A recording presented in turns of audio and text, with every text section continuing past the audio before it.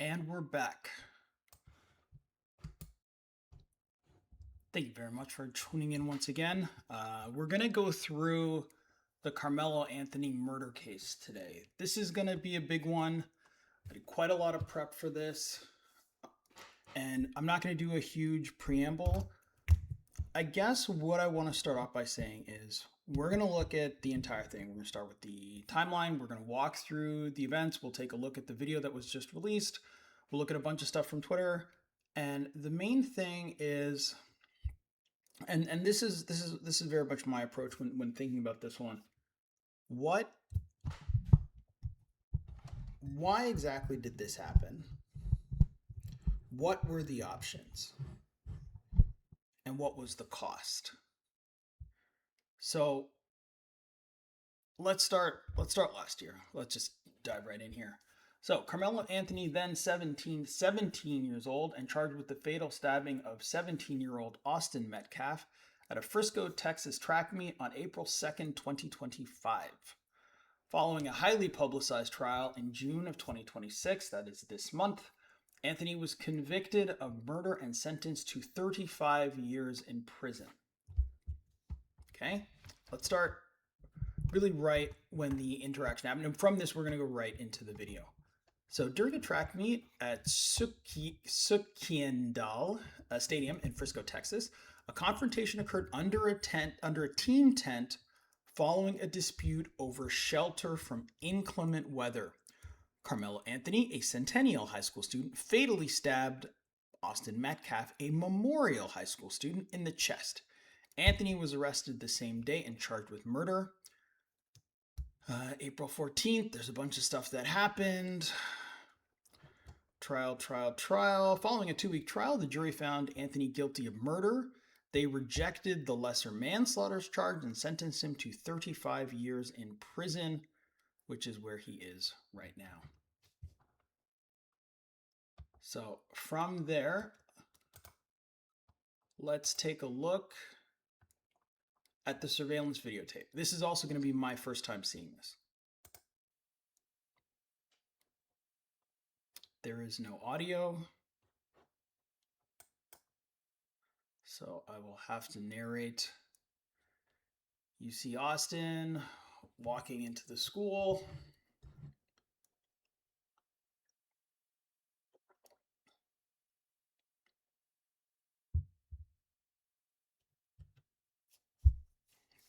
You can see that it's been raining. You can see that they have tents everywhere.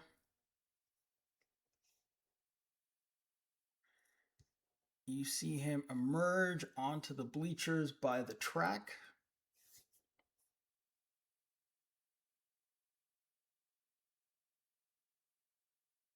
Umbrellas are out.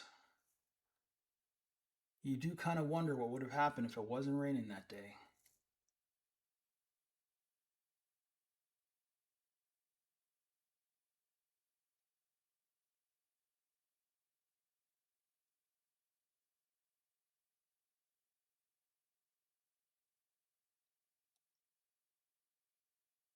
Yeah, just a totally normal high school, literally anywhere.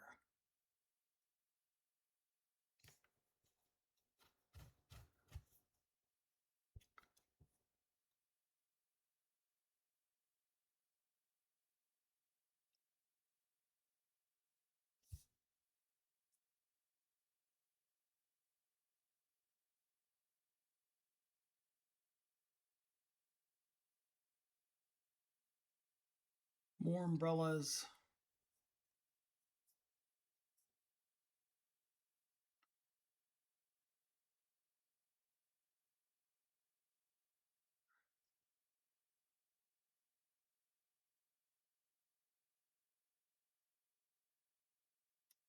I do appreciate the thoroughness, but I feel like they probably could have cut some of this out.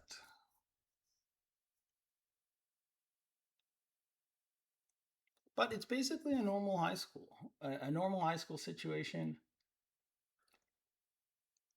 And so you think about it, it's like, what are the stakes in these interactions? Like, what are really the stakes in most of these interactions that you're really thinking about? It's like, Relationship drama. Oh, there's Austin up there. He's at the top. He's rushing down, sprinting now.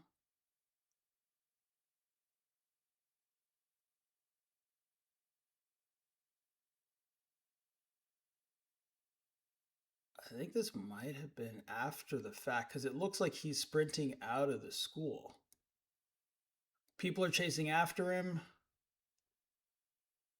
Yeah, a lot of people are running after him. Oh no, that's not Austin at all. This video is terrible, also.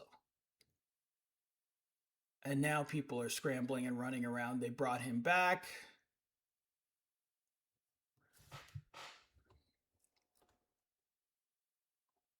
Sorry, folks. Let's go back and see this again. Like I said, I didn't watch this ahead of time. I wanted to watch it on stream. Also, let's blow this up. Okay, so keeping your eyes on the tent on the left. I guess that's the Memorial High tent. Oh, you can see it there. It's this. That's it. That's it. All right, let's go back. I mean, they could have zoomed in for us. So that's the tent. It's on the bleachers. You can see there's a push and a shove. And then that's Karmelo. That's it. He's the one running. That's it. That's what's happened. So he's sprinting out of there.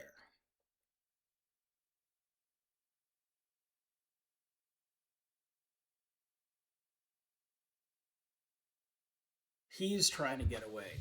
That's it.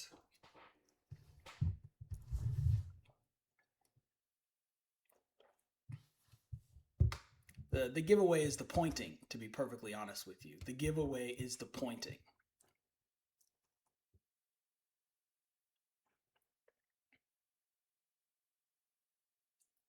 And then he gets stopped. He gets dragged back.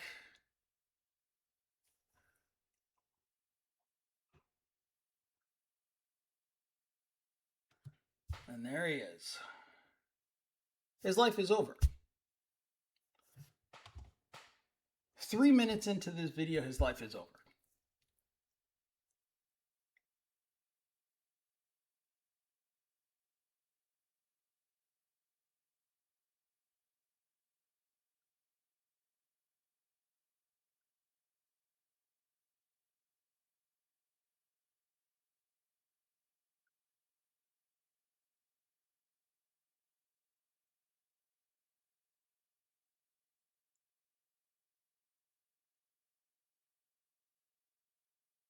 Seems pretty emotional, probably because he just stabbed somebody.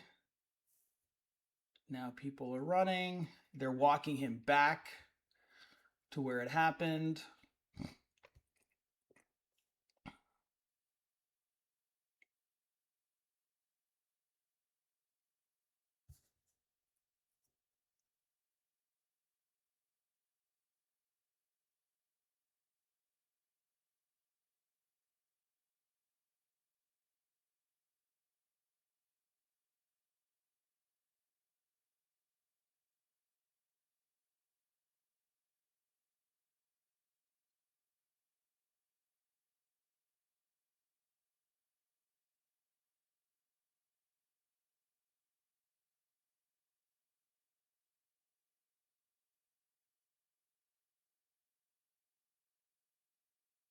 People are running around. There's probably 2 teachers with him now.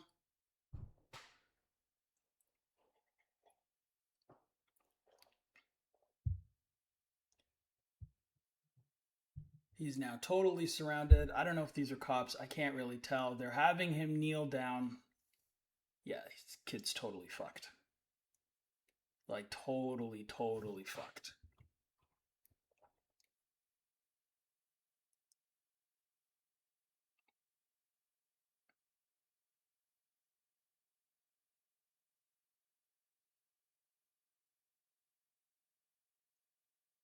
Now he's holding his head. Yeah. It's a little late. It is a little late.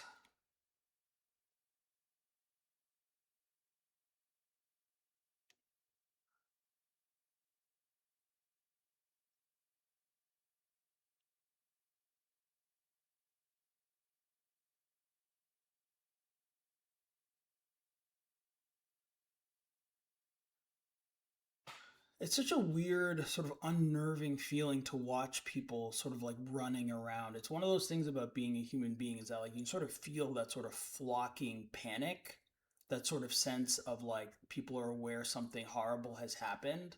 And then there's like all of this activity that happens. But there he is.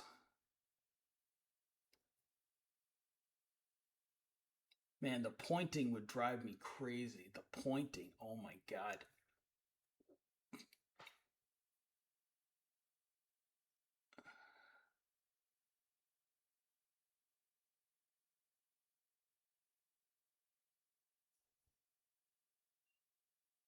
He's there. Looks like he's now being escorted out. There's a better video for this, like, so you'll have to forgive the fact that, like, this is not that compelling. But this is the video. I mean, this is what it actually looked like. It isn't like a movie.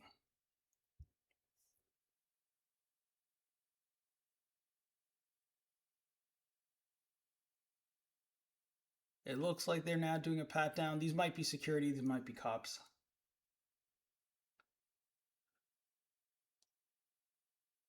Can you imagine your life is over in under 10 minutes?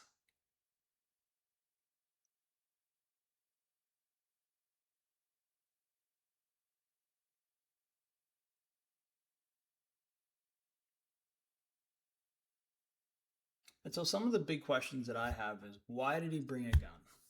Sorry, why did he bring a knife? Why? What would have happened if he didn't have a knife? Yeah, he might have got a little bit of a scuffle, might have gotten punched. I mean, they're on bleachers, so it's not like this was a bar fight where there was like a good chance that he was going to get stomped to death. It's at a school, for God's sakes, in the middle of the day. So when you look at this situation and you see it for what it is, it's a high school in the middle of the day. And he wants us to believe that his life was in danger. His life was in danger. His life was not in danger. It just wasn't. And that's going to be a huge problem for him because if his life is not in danger, how do you justify killing a kid? How do you justify killing a kid if his life is not in danger? How?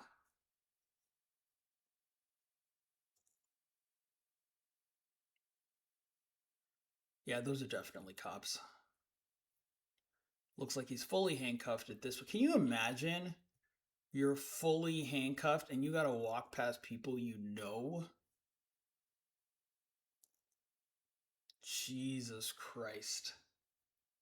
And that's it. 9 minutes. 9 minutes to ruin your whole fucking life. 9 minutes.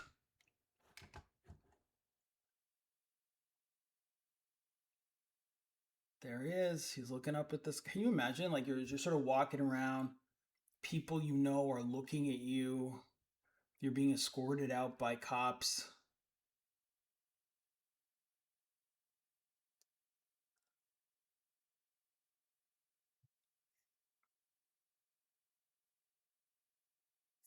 Finally, better video. And he's out. That's it. Everybody's talking. People are looking.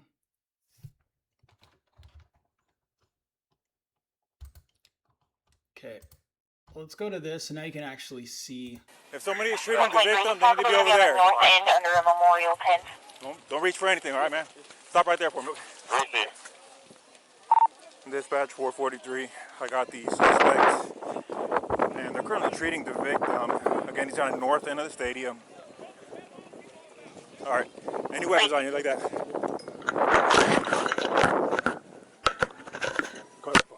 I'll look here. How long? He put his hands up. I know I'm not. 4-4, copy, I'll be en route. Help me, y'all back up a little bit. Come over here for me. Come over here. 447, clear. I'm gonna put your handcuffs for now, okay?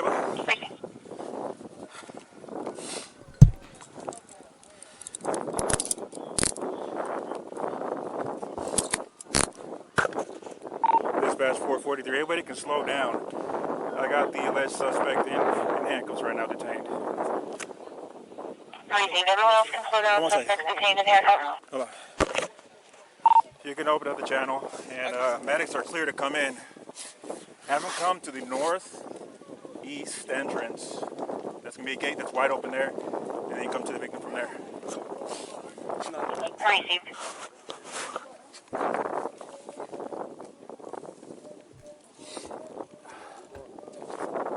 This is the alleged suspect. All right, bye. Dispatch is 432. Huh? Huh? Okay. We'll figure that out in a minute. So nothing on your person. I want to point out that the back of this guy's shirt says fear of God. It says the fear of God is the beginning of wisdom. But how much wisdom can you possibly have to stab a kid over your ego? I want to rewind it back just a little bit. Everybody can. Oh, look here. I want everyone to listen really close. I'll turn the volume up. I know I'm not. 4-4, copy, I'll be en route. Yeah, so what he's saying is, I know that it's sort of like, I know he put his hands on me.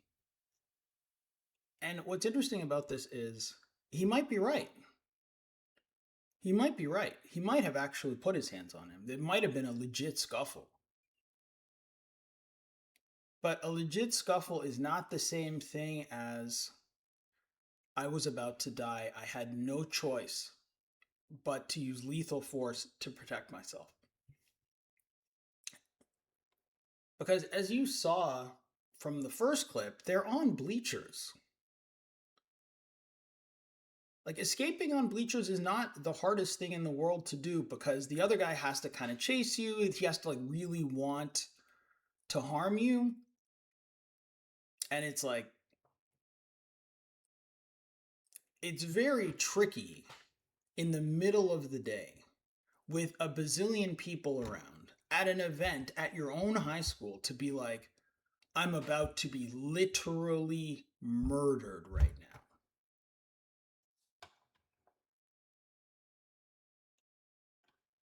That's why this is just not going to work. So the victim's gonna be underneath that tent over there, so I'll get medics.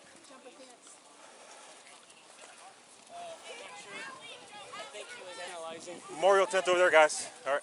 He put his hands on me. I told And now he's crying. Oh my God. Oh my God. So I'll get Let's go back. a little personal there, okay? Just to make sure.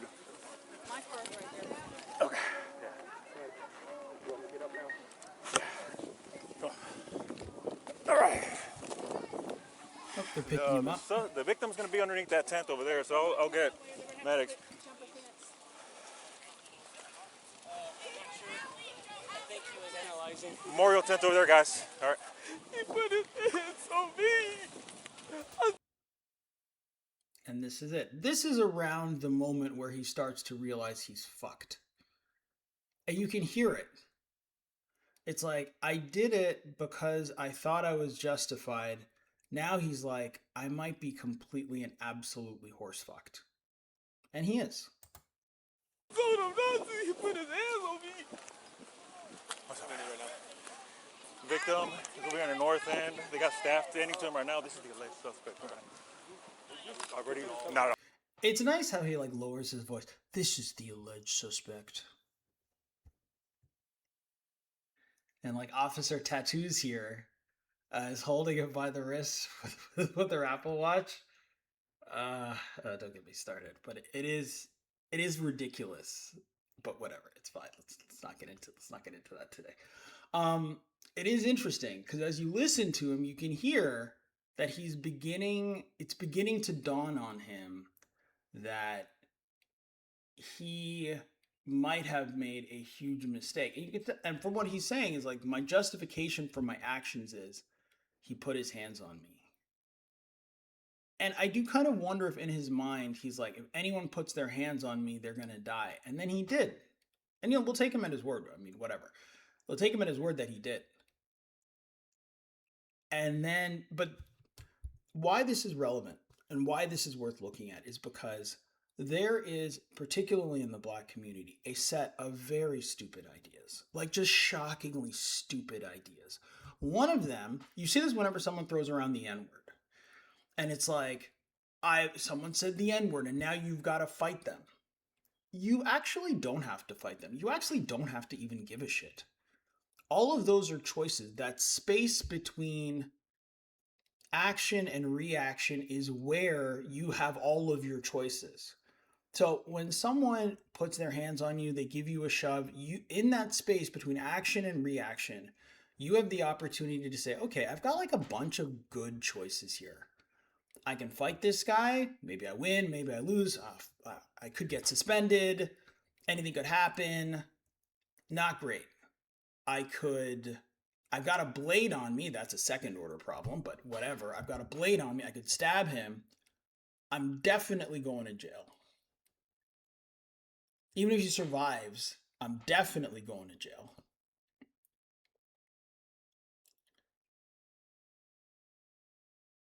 I could just walk away, and none of this means anything to me anymore. If I walk away, this is the end of it. But he decided to stab him. And the other thing that's so amazing to me about this is he decided to stab him in his chest. Decided to stab him in his chest. Why stab him in the chest? What is the game plan? But I look, I know you're gonna be like, hey, you're supposed to be a logic robot. What do you want about game plans? I know. But what I'm saying is, you stab him in the leg. Does that not achieve kind of what you were going for? Unless your goal was to kill him. You stab him in the leg, he gets stabbed in his thigh. You're not going to hit the femoral artery. You're still going to get arrested for assault, but the odds of this happening to you is exceptionally low. You stab someone in the chest, well, we can see what happens if you do that. Research them, got nothing I on don't it. know what happened. 423. Checkers everything about CPR progress for a little bit. Crazy. That's the wrong thing. Crazy. I don't know if you caught that. He asked if the officer would help pull his pants up. How embarrassing. Kid doesn't even have a goddamn belt. Oh, my side over here or which side? Up to you. It's up to you. That's fine. This is closer. Let me do one more little check of you, okay? Yes, sir. You don't mind for reaching your pockets, anything like that? You good? You can. Well, you're just wearing one pair of pants? No, I'm wearing some little underpants. Well, yeah. But no, it's not Like pockets. These are your no, own ma'am, I pockets. don't think so. What's your name, man? Carmelo Anthony, Karmelo. 430, show me out. Okay. Crazy. Check one more time on this side. All right, well, have a seat here real quick, man. Watch your head. Let me check your hood here, buddy, okay? Yes, sir. Well, I'll tell you what, lean this way so you're not resting on your hands, okay? Yes, sir. All right, see a little bit of blood on your hands there, okay? Yes, sir. All right. 402, I'm on scene. So your first name is Karmelo? Yes, sir. Karmelo. Let's see, hold on one second. Is he gonna be okay? I don't know yet, man. Karmelo, C-A-R-A. K-A-R. K-A-R-M-E-L-O. M-E-L-O. Carmelo, what's your last name? Anthony. A-N-T-H. O-N-Y. O-N-Y. Where are you in? I'm in 12th grade. 10th grade? You go to Emerson? No, sir. Where do you go? Centennial. Okay. I'm in 12th grade. 12th grade. 12th grade? Yes, sir. Okay, no Centennial. All right, sit tight for me real quick, bud, all right? Let me run this guy real quick. Yeah. I haven't talked to him at all. That's it. That is it.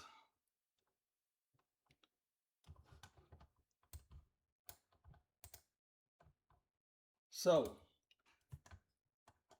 going back to the original timeline, what you just saw, multiple schools gathered at a stadium in Frisco, Texas for a district track meet. The rain caused the athletes to seek shelter under various team tents. At 10 a.m., so this was 10 a.m. in the morning, He is from Centennial High School. He's under Memorial High School team's tent. Austin Metcalf, who is from Memorial High School, and they asked him to leave because the tent was reserved for Memorial athletes. So if you go back and you look at this thing again, do I still have it? I don't. Yeah, so if you go back and you look at what it was,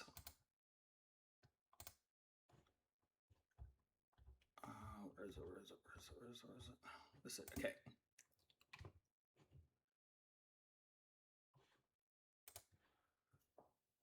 So this is 10 o'clock in the morning. It's raining. Athletes are hot.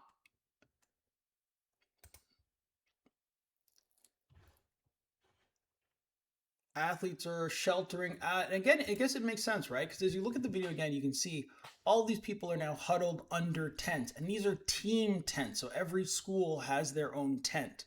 So all their stuff is there, there. Makes perfect sense. And this M in the corner is Memorial High School. So Memorial High School, that is their team tent. So the idea is that Karmelo's in Centennial High. He's under the Memorial High School team tent. First of all, it's a Memorial High School's team tent. If they want you to get the fuck out, you really should just leave. Like, to be honest with you, like deciding to go under another team's tent is just a bad idea. And this is something this is going to be a little bit generational. So when I was growing up, black, which I continue to be, but when I was growing up, we were really taught at an early age that the appearance of impropriety is often as bad as the impropriety itself. Like you have to be aware of how things look. And partially because you're not going to get the benefit of the doubt. It just is what it is. We can cry about it, I suppose, but that this is what it is. You're not going to get the benefit of the doubt. You sort of say, okay, fine. There's the Memorial High School. I am not a Memorial High School student. How is it going to look if me, a Centennial High School student who is black, is underneath the Memorial High School tent, and there's no account that he had friends there. There's no account that like he was there with a friend and then this guy came in. There's no evidence that that was the case, that he was there because he had friends there and they say, hey, come and hang out with us in our tent, and that was the situation. There's no evidence that that was the case. So he's there by himself. How is it going to look? You're there. Maybe they've got their stuff under their team tent, which is almost certainly going to be the case. How does it look? What is the appearance? And you have to care about this. So he's there under their tent on the bleachers. And pretty quickly, there's a little bit of back and forth. They're obviously jawing right underneath the M here on the upper left-hand corner. More jawing. And it's fine. They're chirping at each other. I don't got a problem with that.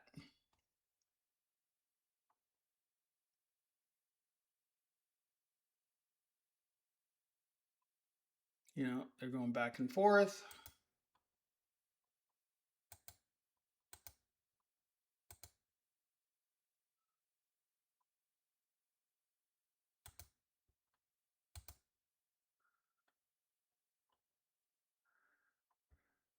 No way to know what they're saying. But yeah, we can get that they're probably not super thrilled.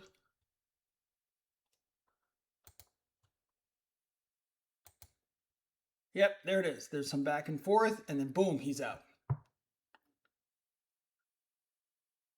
And then all hell breaks loose, and then now he's running. So when you look at this, so he's in a place he has no business being. There's no reasonably good reason for him to stay there once asked to leave. Why didn't he just leave? The witnesses testified that Anthony was repeatedly asked to move. And he was making statements similar to touch me and see what happens. And this is something that you see a lot, frankly, with black women, where it's just like, I'm not going to move because you told me to move. I'm going to do what I want to do. Touch me and see what happens. And it's like, the training of the home training for a lot of black kids is just dog shit. It's just dog shit. Because it's like, if you know you're not in a place where you're supposed to be, just move. I wouldn't even put myself in that situation. That's the other thing. Learning how to not put yourself into situations where this kind of thing can happen to you. And people will say, oh, well, you're just going to let white people do whatever they want. Brother, it is a white country. What do you want me to tell you? This ain't Nigeria. This ain't the West Indies. I don't know what you want me to tell you. You have to have some goddamn sense if you're going to make it as a black person in the West. You just have to. You just have to have some goddamn sense. Otherwise, you're not going to make it. And this is, by the way, people say, what do you mean not going to make it? This is what not going to make it looks like. NGMI. That's what this looks like. Because if you can't figure out how to negotiate the reign at your high school without ending up in a fight, stabbing a guy, and ending up in prison for 35 years, I'm sorry. You were never going to make it.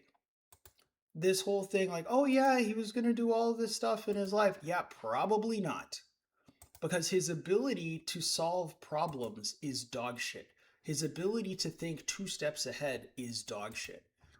And so when you look at that, unfortunately, you are left with the impression that this guy Y'all back up a little bit. was frankly too stupid to make it work.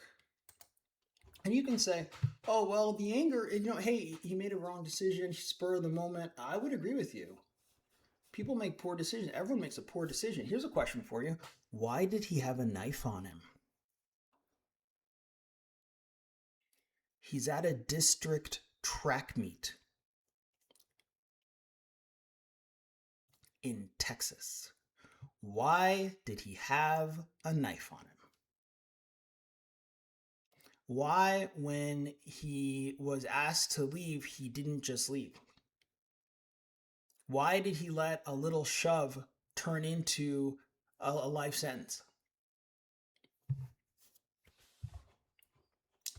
So let's go over the stabbing. I'll play this in the background while we do that. Confrontation. Accounts differ on the exact physical contact. Anthony later claimed self-defense and told that police had put his hands on him. We heard him say that in the video. Prosecutors argue the encounter did not justify deadly force. Well, yeah.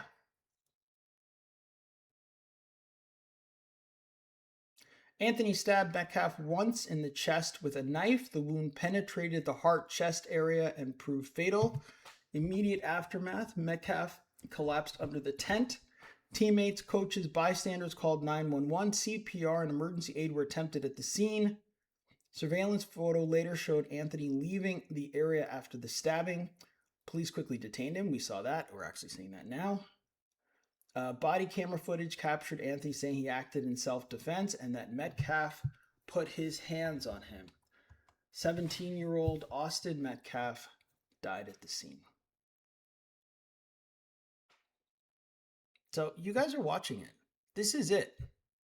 This is it. This is what, a 17-year-old is dead over. This.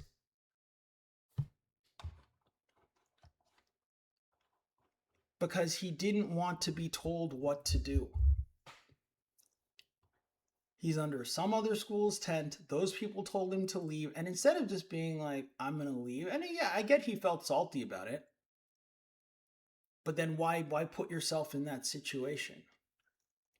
Why put yourself in that situation? So you got to think about it, right? Let's walk through the steps. It's raining. And by the way, that assumes that he wasn't stealing stuff out of his bag. Who knows if that story's true? But let's stick to at least what we kind of know. It's raining. He says to himself, I'm going to go sit under their tent because I don't give a fuck. It doesn't matter. It's raining. You think to yourself, okay, so you're going to go sit somewhere. This is not your school. It's not your tent. You probably have your own tent in some other area. So you're not supposed to be there. and you sit there and you wait. And sooner or later, someone says something to you, and now you're ready to perform. Now is the time you've been waiting for, so you can show everybody how tough you are. But don't forget, this is a situation that you created. You could have sat anywhere. You could have gone inside. You could have done anything. But you chose to sit and wait for a confrontation so you could show everybody how tough you are. And then once you got the trouble that you were looking for, you then turn around and say, he put his hands on me. I was just defending myself. You've created a situation where you're now asking for, you've created a situation that you have then resolved with deadly force. I made the exact same arguments in the Trayvon Martin case, where George Zimmerman put himself into a situation where he then was able to shoot a kid after apparently losing a fight to him. But this is not that. Like this is a totally different thing. This is two 17-year-olds literally at school. And one of them is dead because this kid has no idea how to actually navigate life successfully. So let's look at his attempt to use race to get through this situation. Frisco ISD student accused of murdering a fellow student at a track meet. Hello, everybody. I'm Heather Hayes. And I'm Steve Eager. It's 9 o'clock. Karmelo Anthony is charged with murder. I heard that. For the stabbing death of Austin Metcalf last year, the 12-person jury plus 6 alternates were selected today. Just over 10% of Collin County's population is black. There will be no black jurors. Before the final jury was seated, I'm not supposed to laugh. Am I not supposed to laugh? It's hard to tell. I'm still trying to decide if I'm supposed to laugh at these things. But it is very funny. It is incredibly funny to me that their whole game plan was like, oh, we need some black people there. And by the way, can we step back for a minute and just examine how insulting it is that the notion that black people would side with him because he's black and his victim is white? That's crazy. Like that is insanity. the defense objected to the final 3 black candidates being struck by the prosecution. Fox 4's Amelia Jones is here to explain what it all means for the trial. Amelia. Heather, Steve, before the jury was seated, the issue of race in the jury selection process was brought up by the defense. Karmelo Anthony's defense team argued that some potential jurors may have been unfairly struck because of race. This is what's called a Batson challenge in legal terms. But the judge denied it, saying prosecutors gave race-neutral explanations. Wednesday morning, potential jurors returned to the Collin County Courthouse. Attorneys for both sides each got 1 hour and 45 minutes to question the reduced panel. They were questioned on a variety of topics, including their views on race, how they feel about serving on this case, and whether they would hold it against the defendant if he chose not to testify on his own behalf.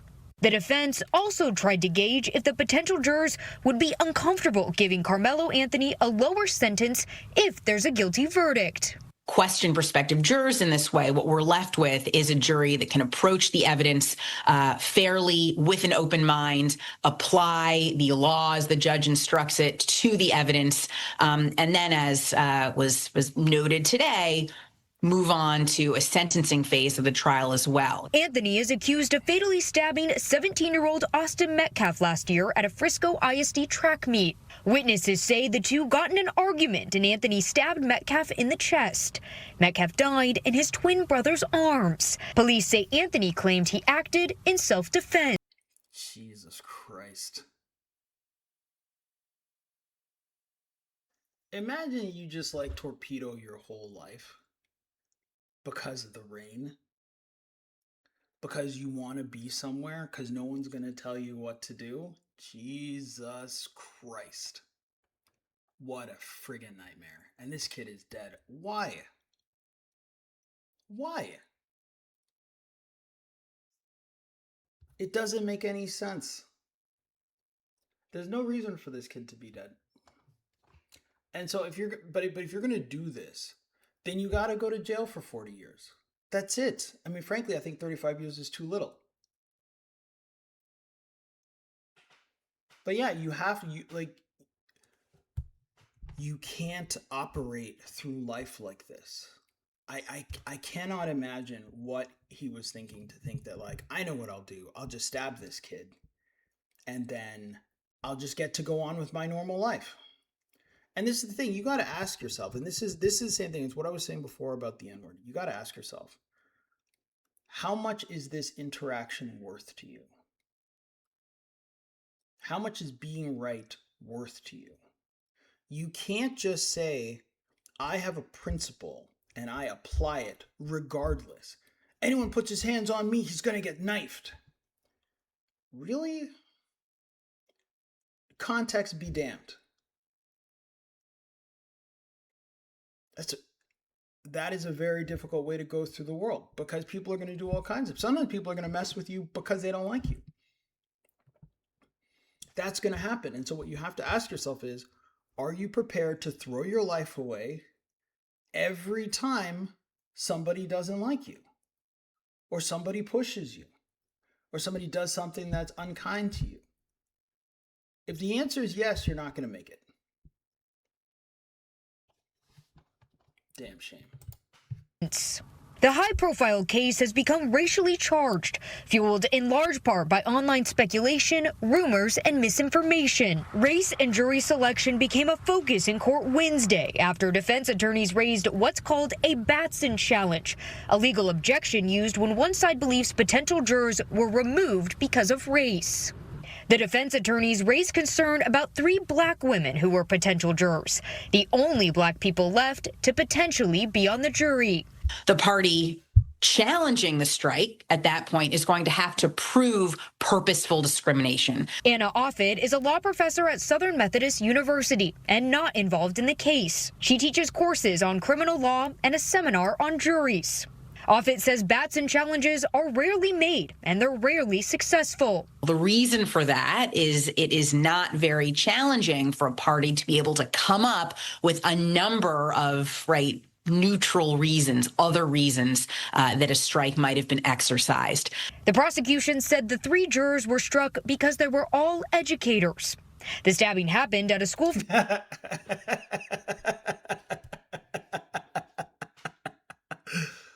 I'm not supposed to laugh. I'm still trying to figure out if I'm supposed to laugh or not. Jesus, they're just like, look, these black women are all teachers, and therefore we suspect that they're out of their fucking mind.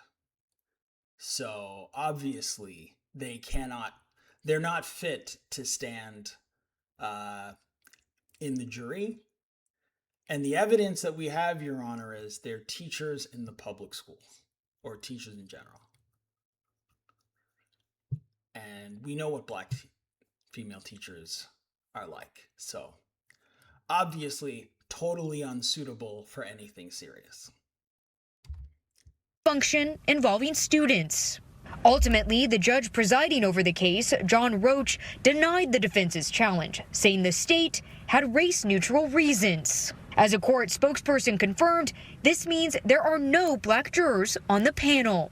And depending on the outcome of the trial, this Batson challenge and jury selection process could come into question for any possible appeals. When Batson concerns have been raised on appeal is exactly this sort of inquiry into, or prospective jurors being asked the same questions, the same types of questions substantively, the same number of follow-up questions, It may not be enough to say these prospective jurors have been stricken because of their particular occupation. No electronics are allowed in the courtroom. The public was not able to hear both sides ask potential jurors questions. At the end of Wednesday, 12 jurors and 6 alternates were chosen. The judge instructed them to report to the courthouse at 7:30 on Thursday morning. Okay. So where does that leave us now? And let's hear from his mom Yeah, let's hear this lady, and that is definitely her real hair, by the way. I don't want anyone to think that this woman who raised a murderer has fake hair. But let's hear what she has to say. Mother of Karmelo Anthony. 3 years ago, my family moved to North Texas. How old is she?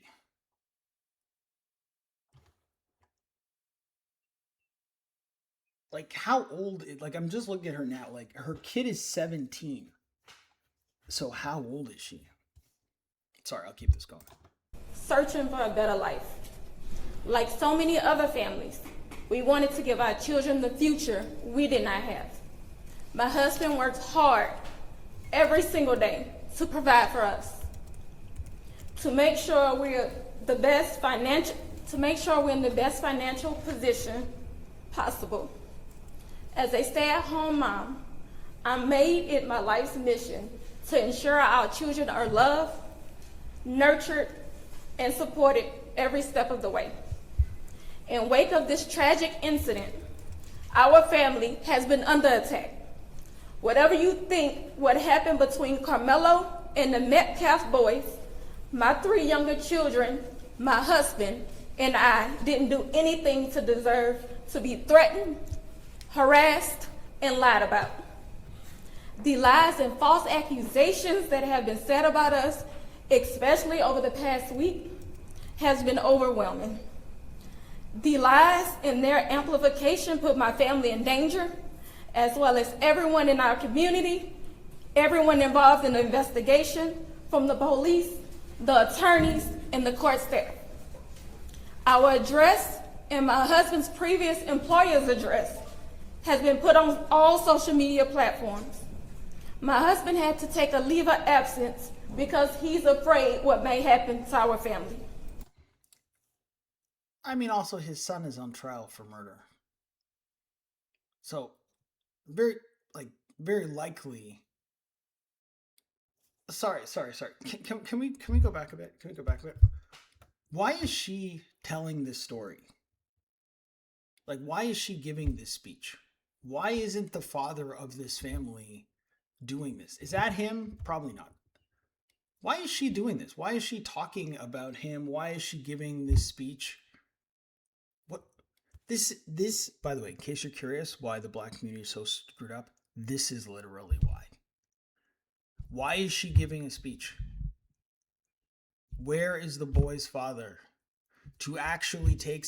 And I think we might actually have a clip of him. So like, I kind of have from what I remember, the father's a real piece of work too. But it's like, but this whole concept is absolutely crazy. She's there. She's a stay-at-home mom. Looks like she got pregnant at 16. And she has a bunch of kids. And she's like, our family didn't do anything to deserve it. I mean, you raised a literal murderer. So, yeah, should you dox people? Of course, you shouldn't dox people. Yeah. But you did raise a literal murderer.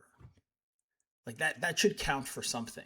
So you can kind of understand why people, particularly friends and family and people who find out about the trial, are like not going to be super thrilled with you. So yeah, your husband's going to have to take time off work.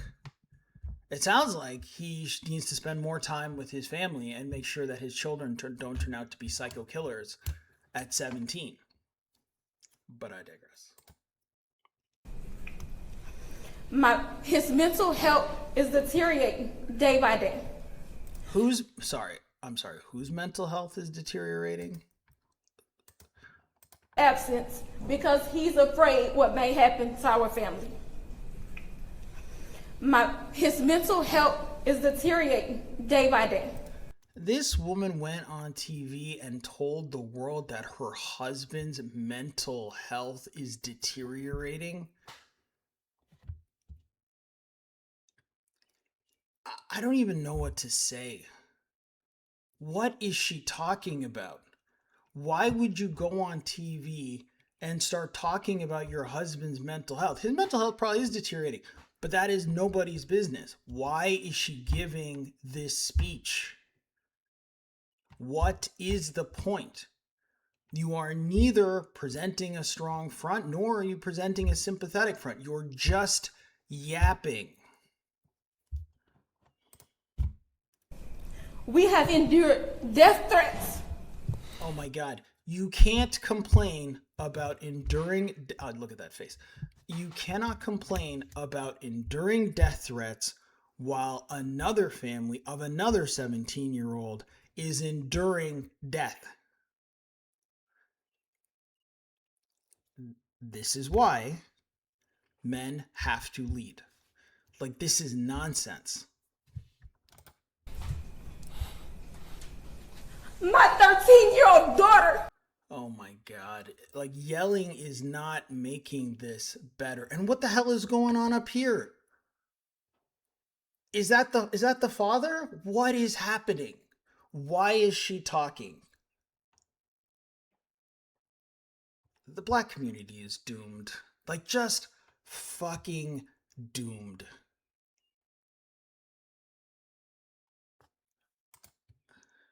Is afraid to sleep in her own bedroom because she's fearful. Oh, Because she's fearful something might happen to her. Your son killed a kid. And you're yelling at who? Who do you want to fix this? This is the problem. This is the problem. And people give me a hard time sometimes because I say this. But women do not actually understand how anything works when they get like this. So it's like, you have a son, you raise him poorly because, as we've already discussed, a kid who has been raised well doesn't put himself in these situations, doesn't respond in this way, uses better options, and doesn't find himself accused of murder at 17. This isn't a situation where he took a left or something and he accidentally hit a family, something. That isn't this. This is all a careful series of antagonistic decisions that put him directly into the path of the trouble that he was looking for, and he found it. And the misery that he has visited upon the Metcalf family is also what you are now experiencing in the reverberations in your own home. That is what has happened. But she cannot understand that, and she cannot blame herself. So now she raises her voice and yells about her 13-year-old daughter being scared. Is your 13-year-old daughter alive? Are all of your children alive? Well, you've got one up on the Metcalf family. what may happen to her? And let me be clear. The claim. Who are you, Obama? Let me be clear. Let me be clear. I just can't.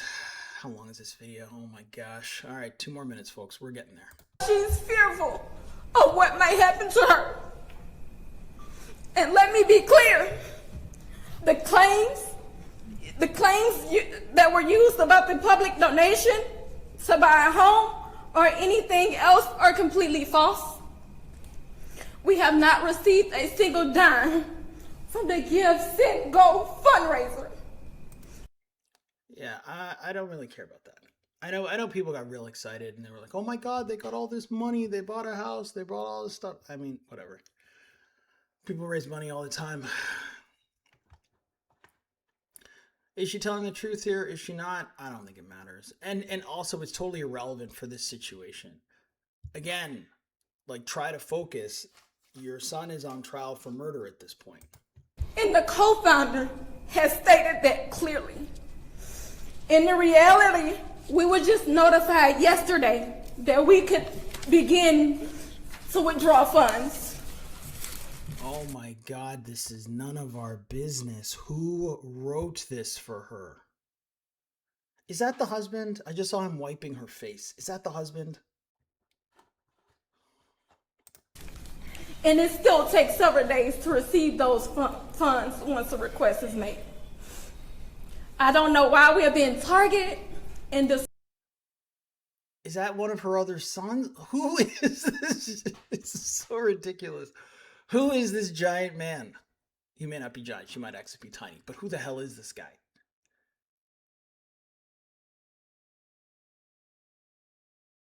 Like who is he? Black Bolt? Can he not speak? What is this?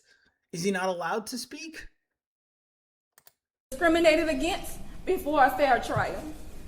Our son deserves the same rights under the law that everyone is afforded to. Jesus Christ. So, my son deserves the same rights. No, it's got to be one of her kids. It's got to be one of her kids. Anyways, whatever. And she's like, yes, my son deserves the same rights. Well, I mean, Austin's also deserved the right to continue living, but your son denied him that right. Life, liberty, pursuit of happiness. The first one is life. So it's a little rich, and this is the thing. Like, without masculinity, like, all of this devolves into emotional pandering. Like, how can I get sympathy from other people? Like, this is a distinctly feminine approach to solving problems, is that it's sympathy. Like, no one cares.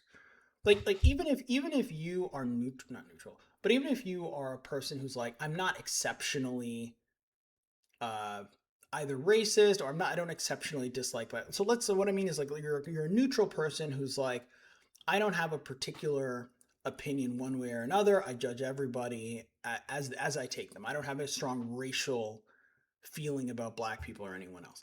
Even if you do that, even if you are that person, like, you're not going to feel sympathy. Like, there's no reason to feel sympathy for you. You're having a lot of troubles. Yes, you are. But your troubles are not because the world woke up one day and decided to gang up on you and treat you poorly. Your troubles are because the son that you raised murdered a kid. That's the source of your problems. So you cannot separate the reaction and just say, well, oh, look at the things they're doing to me, from the instigation. And this is the part that you frequently see in these types of situations. He's been raised in a 2-parent home. Oh my God, talk about an anti-commercial for 2-parent homes. Look, can I just say how disappointed I was to learn that he was raised in a 2-parent home? Can I tell you, am I supposed to say that? I was very disappointed to learn that. Because while it is true, most black criminals are raised by single mothers. That is empirically true. It is also true that some come from 2-parent families. This is one of those cases. It's exceptionally disappointing for me. It's like, yeah, I don't know. I don't think white people feel this way when it's like a white person commits a crime and they're like, ugh. Well, we were telling everybody crime is genetic, but when one of us does it, it's shitty. Fuck. I don't know. Probably not, but it is disappointing to see. It is disappointing to see that he did come from a 2-parent household and he's still this goddamn stupid. Super disappointing. I can't fix stupid. With structure, stability. Stability? Jesus Christ. This is unreal. Stability? Okay, fine. Maybe we cut her a break. We say, look, she's on camera and she stutters. Fine. But it's like, structure? Lady, he took a knife to school. He sat in someone else's tent. He waited for people to ask him to leave. Then he got up to show how ignorant he is. Then he got into a fight, and then he stabbed a kid to death. What structure? See, this is what I mean. It's like, you can't say that you did this, and this unless you're planning to explain to people how it all went wrong. Love, and we put God first in everything that we do. You put God first in everything? Does God tell you to bring a knife to school? Like, this is what I mean. They're just words. They're just words. They don't mean anything. Structure, stability, these are just, well, stability is not a word, but the other ones are real words. It's just meaningless. It's just meaningless. You can't talk about putting God first and putting God on the back of your sweaters and bringing a knife to school and looking for trouble. We believe in the Constitution. We believe in the laws of this state. You believe in the laws of the state. What were you doing with a knife? What was he doing with a knife at a track meet? But those laws must apply to all of us, not just some of us.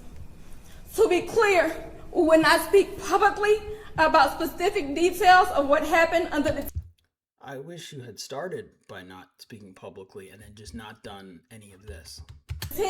On that rainy and awful day, there's an active investigation that everyone involved wants to be full and fair.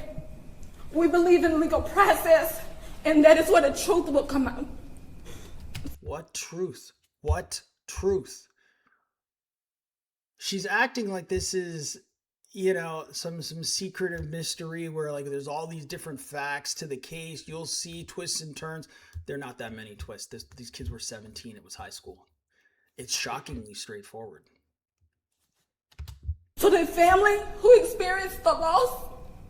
Who experienced the loss? They experienced the loss. Also, the family doesn't have a name. Kid doesn't have a name. Let's hear what she says. My heart truly goes out to you. My heart truly goes out to you. All right, I mean, look, I'm not going to give her grief for that. It's a decent line. To those who have supported my family. That was it? That was it. Thank you. Why are they supporting your family? From the bottom of our hearts, we ask for your continued support, patience, and prayers as we navigate this difficult process. Thank you. Oh my God. Oh my God. What a nightmare.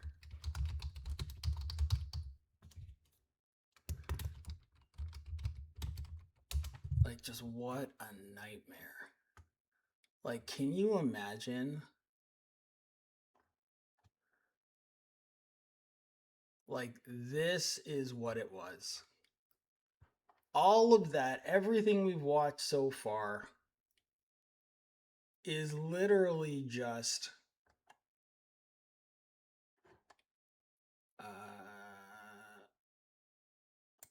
evidence. Let's take a look at this. And then we'll switch over to Twitter. Yeah, I do understand, and I do wish to proceed. Thank you.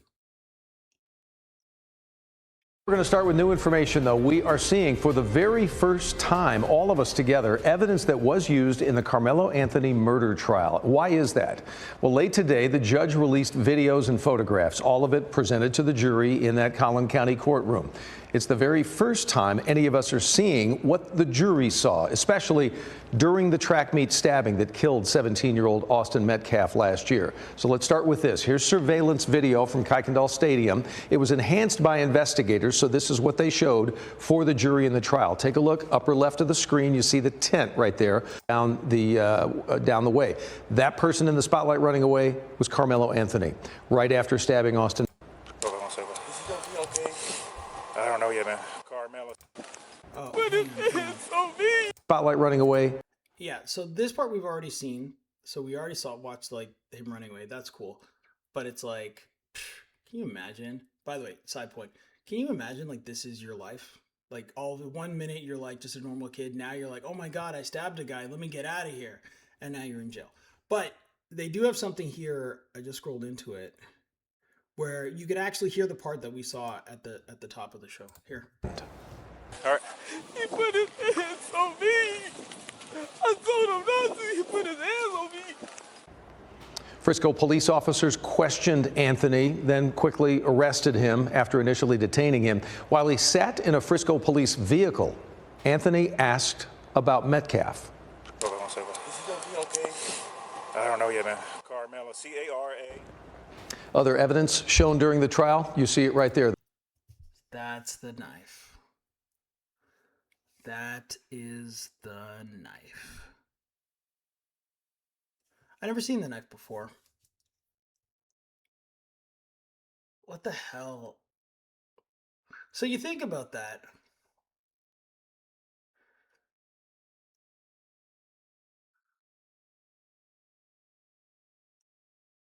like, assuming that knife is closed in his bag or wherever it was, maybe it's in his pocket, to stab somebody, you gotta like reach. So you gotta look at the guy. You gotta reach in. You've gotta unclip it and then stab a guy. That's a lot of time to think about whether or not this is a good idea or not. That's a lot of time to think about, is this a good idea?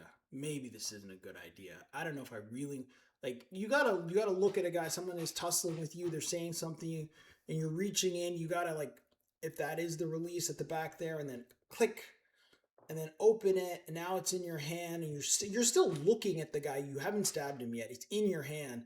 And then he comes forward. And you're like, ah. And then you're gonna tell me I bring what did the mom say? I bring structure. We put God. Where is God in this? No. I mean seriously. You tell me, where is God in this? You have to buy that knife. You got to decide you're gonna carry that knife. A knife is like one of those weapons where it's just like you gotta really hate somebody to stab them. Like you gotta, because like it's not like a gun where you're like, hey, I could shoot while I'm running away or something, or I could just brandish it and get people to back off. Also, you notice he doesn't do that either. He doesn't simply like brandish the knife and say, I'm gonna you take one step towards me, I'm gonna stab you with this. Because he knows if he does that, then he's probably gonna get expelled, they're gonna tell people, and he's gonna get kicked out of the school. So this genius, who puts God in everything, who was raised with stability, says, you know what I'll do? I'll just, the guy comes in, here you go. Here's a stab to the chest.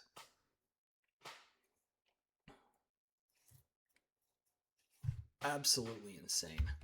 The 5-inch knife that prosecutors say was used by Anthony in the stabbing. The 19-year-old, as we know now, was convicted of murder just 10 days ago, sentenced to 30.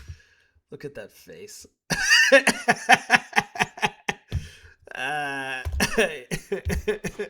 He looks like an extra from like Star Wars Episode 4. You're just like, oh my god, like look at that. I mean, to be honest with you, he does look a little bit like a slave. I know you're not supposed to say that, but he does look a little bit like a slave. What is that, cotton? What a mess. 5 years in prison. His legal team is appealing his conviction.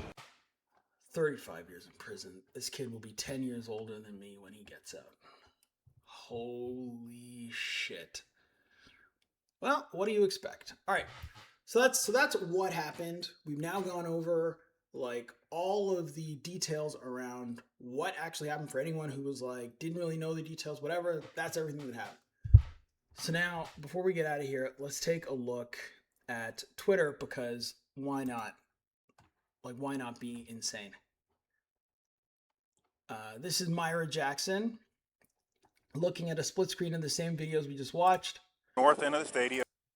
Poor Karmelo Anthony. You can just tell the years of generational trauma that boy's got built up from slavery and white oppression. Black folks need to wake up. Myra Jackson. HBCU alumni.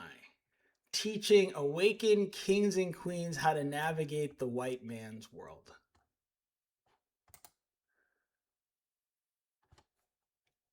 And we wonder why they didn't want black women on the jury. Like, just absolute, Hold on. straight insanity.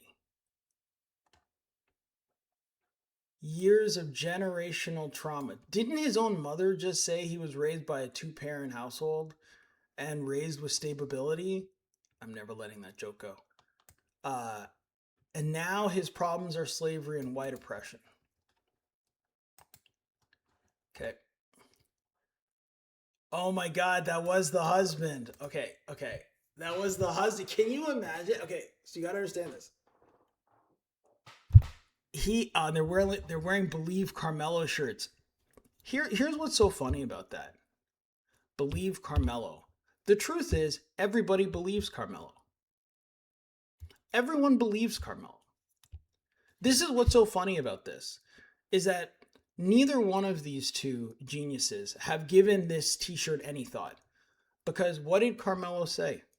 He put his hands on me. No one really disputes that that's probably what happened. There was probably some type of scuffle between these two kids.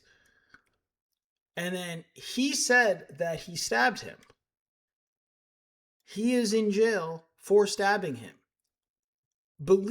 This isn't a question of not believing Karmelo. It's that Carmelo's belief did not justify his actions. So believing him and what he said is irrelevant, because most people do.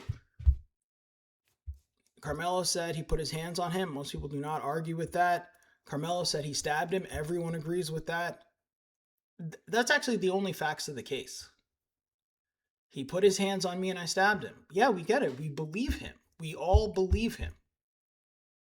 But that doesn't get him out of prison. That just explains why he's there. Now let's listen to his so-called parents. I mean, right now we're in a nightmare. Doesn't feel real. Oh my God, I gonna be so mean. I gotta be so mean. First of all, brother, you let this woman on the left talk and deliver a terrible speech during this, and now you finally get a chance to talk, and this is the best you can do. I blame the American education system.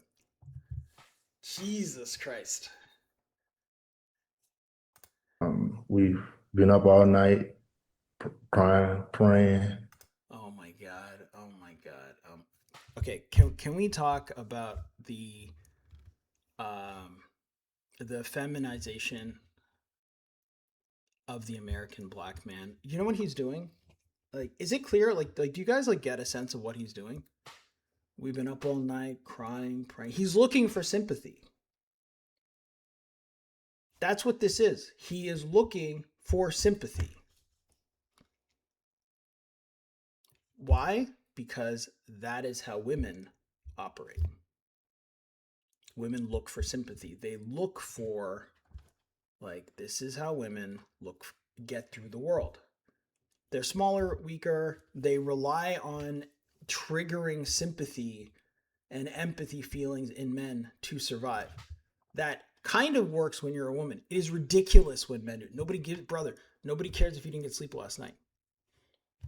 Believe me, nobody cares even a little bit how much sleep you got last night. Waiting for family to come in. We have some family who has made it. We just right now lost words, waiting for him to give us a call as soon as possible. So you haven't heard from him just yet? We heard from him yesterday. He actually suffered from seizures, so we actually have to bring his medicine to. No one cares. I mean, look, I guess I shouldn't say all that, because they're on obviously some sort of very friendly, some sort of friendly outlet or platform or whatever this is. Whoever's interviewing them is also a friendly. So I mean, it's fine. But what is the point of this? What is the point of his seizures? No one cares. You know where it's hard? You know where it's hardest to get seizure medication? Prison. How did he think he was going to get seizure meds after he stabbed up Austin Metcalf? How is he going to get seizure medication? Why didn't you tell him in your two-parent household, like just two parents, half a brain between the two of them? Why didn't you tell him, hey, son, by the way, just so you know, you're on seizure medication, so don't do anything stupid like stab a kid for no reason and end up in jail? No time for the talk, eh? Dad's too busy working. Mom's got all the time in the world. She's a stay-at-home mom, putting God before everything. What a joke. The courthouse, so we're waiting for them to give us instruction to get there. We know Karmelo from the courtroom, but tell us, who is he? What kind of person is he? What kind of son is he at home? Oh my God. Women just. But look, here's the thing. I say all this, but the reason why they're doing this, and you'll see this in the types of people who support them, this is for black women primarily. This is for black women. This is for black. Like, this man isn't like, my son has committed a grievous crime. I feel for the family. He had no right to do what he did. I don't know what happened. I don't know why he did that. I love him. He is my son, but I don't love what he did. And he now will have to face the justice that he deserves. I can't help him. My son has put himself beyond my help. And it breaks my heart. It breaks his mother's heart. I don't know why he's done this. I don't know why he's done this to the Metcalf family. He had no right to do what he did. May God have mercy on his soul. Instead, what kind of boy was he? Tell us about his child. Lady, he killed a guy. He is a wonderful son. He's a wonderful student. Is he a wonderful student? Like, is he really a wonderful student?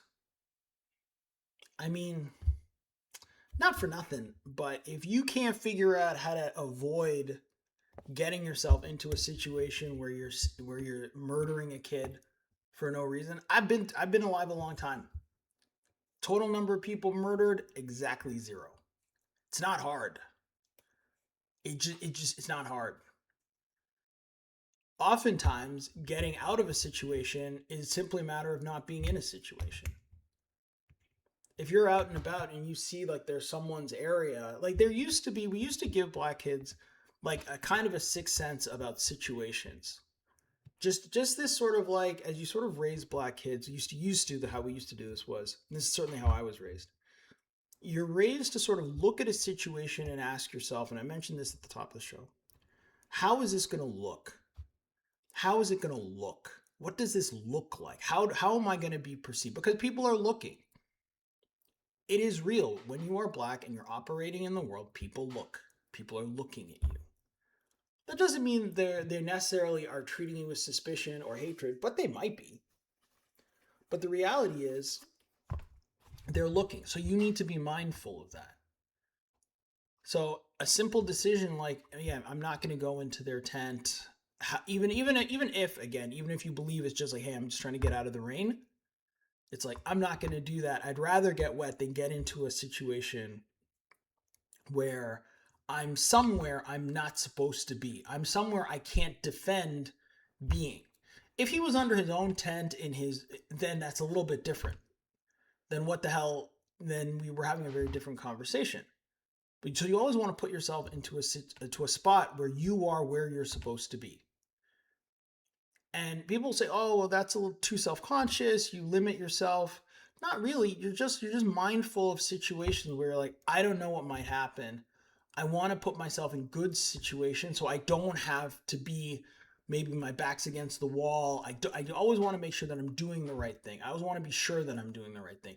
Being certain you're doing the right thing, especially as a black person, is a friggin' superpower. It's so helpful. 3.7 GPA, work 2 jobs. 3.7 GPA, works 2 jobs, brings a knife. Like, why don't you explain why he had a knife on him and then kills a kid? I don't get it. I'm sorry, baby, for cutting you off. He was actually taking online classes during all of this. Why? He'll be almost 60 when he gets out. There's not a lot of work for 60-year-old murderers. I'm not going to lie. It's going to be tough for him. You can tell him, actually, don't bother with the classes, baby. You'll be an old man by the time you get out. The best you can hope for is to try to survive between your release date and Social Security. And still held a great GPA going through this traumatic time. The traumatic time that he caused. Again, if you're so smart, how come you're in jail? Again, intelligence has to matter in the real world. It's not just a number you can throw around and say, hey, I've got a 3.0. but I can't function in the real world. 3.0, 4.0, and I can't function in the real world. Intelligence is not just what you're able to get in a grade. Intelligence is the ability to make good decisions in the real world. So he's so smart, he's so caring, he's so this, he's so that. What's he doing in the wrong tent? Like, at what point are we going to be honest? At what point does honesty enter any of these conversations? And look at this guy. Look at this guy. Totally clueless. Totally clueless. He has no idea what's going on. He's wearing a Believe Karmelo shirt. He hasn't even thought through what that means.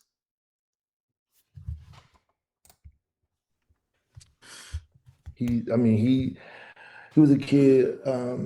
If I didn't say it, he was a captain of his track team, football team. He was working 2 jobs. He Honestly, it sounds like he has no idea who this kid is. I don't understand. It sounds like he doesn't even know him.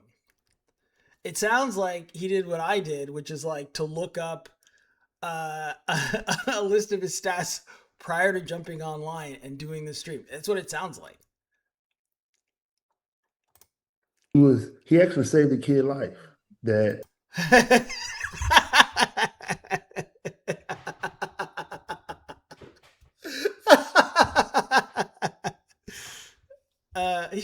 I don't like so okay, guys. Everyone is mad because he killed someone. But hang on, hear me out.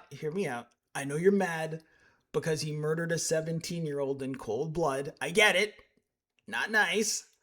But he once saved a kid's life. So, it kind of balances out.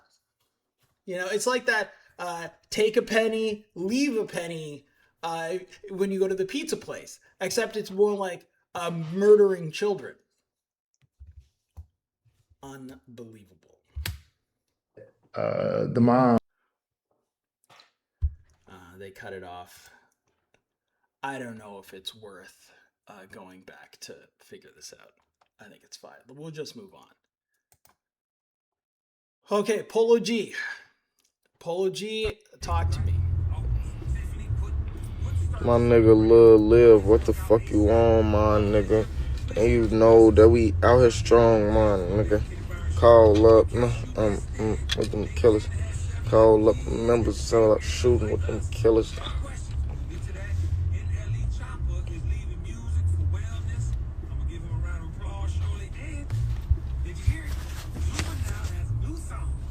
Gang, I ain't no shit. I'm getting something to eat.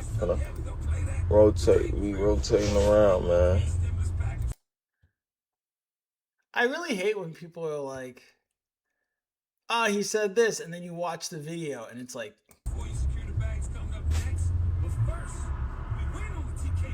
and it's like, although it's very funny because I guess it's kind of like one of those tests where it's like, who actually watches the videos? When I'm spreading false information, when I'm in a spreading false information competition and you're my main opponent, it's very funny. Oh, it's so funny. That's so funny. And you can see like how many people just did not actually watch the video. A couple people. It's so funny. But I guess that's it. I guess the truth is I guess these are like tests to see who actually watches the video. I mean, I thought it was odd that Polo G was like, I know I'm Polo G, but like, I want to take a minute to talk about this murder trial. I was like, it's a very odd position to take for a guy who raps about killing people to be like, guys, I know you've heard me talk about killing, but I want to let you know in the real world, I don't support murder. And it's just like, and then, you know, of course, the actual clip is just him incoherently mumbling. Okay, let's hear from Sonny Hostin, because why should we enjoy our lives? Here we go. This has been an issue for such a long time in the judicial system, where prosecutors use what are called, you know, Batson challenges, and they explain what that is. It's a challenge that is used to strike a juror, generally a juror of color, for a race-neutral reason. Right. Because you're not supposed to, you're supposed to have a jury of your peers, and you're not supposed to just strike someone because they're black. And in this case, they gave the reasoning that they're educators, and this happened, these were high school students, and this happened at a school track meet, so they couldn't be impartial because of that. I don't think that's an appropriate reason. Might be the best ones, too. Yeah, I don't think it's an appropriate reason to strike black jurors, especially when it's a young black teenager on trial, and especially when that particular area is made up of 10% of an African-American community. Technically, they weren't removed. They weren't challenged because they were black. They were challenged because they were teachers. And no one believes teachers are smart enough or to be impartial. That's actually why. So I don't think he got a jury of his peers. So I think on appeal there is a legitimate thing, a legitimate reason. He got a jury of his peers. The place is 10% black. She's talking like it's Atlanta. It's 10% black. There are 10 juries. One of them could have been black, or none of them could have been black. And it turns out none of them were black. But she's acting like he was tried in Nigeria and they found the 10 white Nigerians to be in his trial. It's happened in Texas. Texas. There's only 10% of the population. What exactly did she expect? At most, there was going to be, what, one black person? And what was the hope? That, like, they were going to save him? Why? I also think we have to look at self-defense here, because there seems to be two systems of justice at play in this country. And there have been for a very long time. I was part of the system, so I understand that, and I believe that to be true.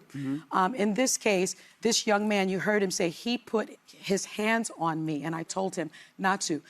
This, the kid that died, and I have so much. How much does she get paid? She can't remember Austin Metcalf? I don't even have subscribers and I can remember Austin Metcalf. Much empathy for him and his family's loss. But not enough to remember his name? That kid was 200 pounds. This kid was 130 pounds. And so, and the other kid was also taller than he is. He was the only black kid under the tent. Okay, so let me get this straight. He's the only black kid under the tent. She also neglects to mention what we already know, which is that it wasn't his friggin' tent. So if you are, man, what a terrible photo. It's so hard to take this story seriously. Because every time I look at him, I just keep thinking about Roots. You guys are probably too young for any of that, but too hilarious. But it's like, okay, first of all, he wasn't under his own tent. Second of all, he knew that he knew he was small. He knew he was small when he woke up that day. And he brought a knife with him. So if you're small and you're the only black person in the area, then you need to be making sure that you're in the right place. He had no business being there. He didn't look like everybody else. What he needed to do was leave. When asked to leave, he should have left. And if you think, well, he would have been very embarrassed to leave, then he shouldn't have gone. And the victim here had his twin brother with him, who was also a very large person. If you don't fear for your life, if you weigh 130 pounds, He knew he weighed 130 pounds. If he was so afraid, he could have left. Again, there's never any honesty in any of these situations. All he had to do was walk away. All he had to do was leave. That's all he had to do was be like, all right, I'm going to get out of here. I mean, me personally, I would be too embarrassed to put myself in such a situation. I would rather get wet. I'd rather God did a Noah's flood on me than to go someplace where I'm not allowed and then get kicked out. But, again, I have too much pride and self-respect to put myself in those kinds of situations. Weigh 130 pounds, facing somebody that's 200 pounds. You put yourself to be facing him. You put yourself in that situation to be facing him. It's not like Austin Metcalf broke into Carmelo Anthony's house and he woke up in his bed and Austin Metcalf was on top of him, ready to punch him. All he had to do was walk away. All he had to do was leave. All he had to do was get out of there. So this is the problem. How afraid could you be if you are instigating a situation? That's the problem. You can't on one hand say you're terrified when you know you've got a knife, the other guy doesn't have a knife, and you're in there antagonizing people, creating the situation. It wasn't a situation that Carmelo Anthony found himself in. This was a situation he created. I would be terrified of that. So I don't understand why self-defense was rejected. Yeah, it was rejected because you shouldn't. I know, sometimes it does happen, but you shouldn't be able to instigate a situation and then when it turns, kill somebody and then say, well, I was just defending myself. And the analogy I've always used for this is like, if I go to I'm black, I go to a Hell's Angels bar, I find the biggest guy there and I say, oh, I just banged your mom. And then the guy starts to beat the hell out of me, but he doesn't know what I know, which is that I've got a gun. And then I shoot him and say, well, that was in self-defense. That shouldn't work, although it does sometimes work, but that really shouldn't work. You shouldn't be able to create a situation so that you can then bait someone into fighting you. And then when it turns against you, you can go, well, I had to shoot him to save myself. Self-defense. You should be responsible for your role in creating the situation if that's the case. And that's why it didn't work for him in this. Austin Metcalf's dad. Here we go. Austin Metcalf's dad goes off on complaints Carmelo Anthony's trial had no black jurors. Here we go. Oh, there was no black jurors. You know why? Because you can't be unbiased, you dumb shit. If you answer the question, I can't send a black man to jail because he's black, you're not getting on the jury. You're so unintelligent, you can't even fill out a form correctly. You don't even know who your daddy is because 78% of you don't have your father in the home anymore. It's actually not 78%, but it is over 70%. You got baby mamas running around with 8 kids so they can get. Is this a real video? This was TMZ, so I suppose it has to be a real video. But you're like, this is definitely it feels kind of unhinged. So I almost feel bad for watching it, but let's go back and watch this again. TMZ posted it. I assume it's real. Oh, there was no black jurors. You know why? Because you can't be unbiased, you dumb shit. If you answer the question, I can't send a black man to jail because he's black, you're not getting on the jury. You're so unintelligent, you can't even fill out a form correctly. You don't even know who your daddy is because 78% of you don't have your father in the home anymore.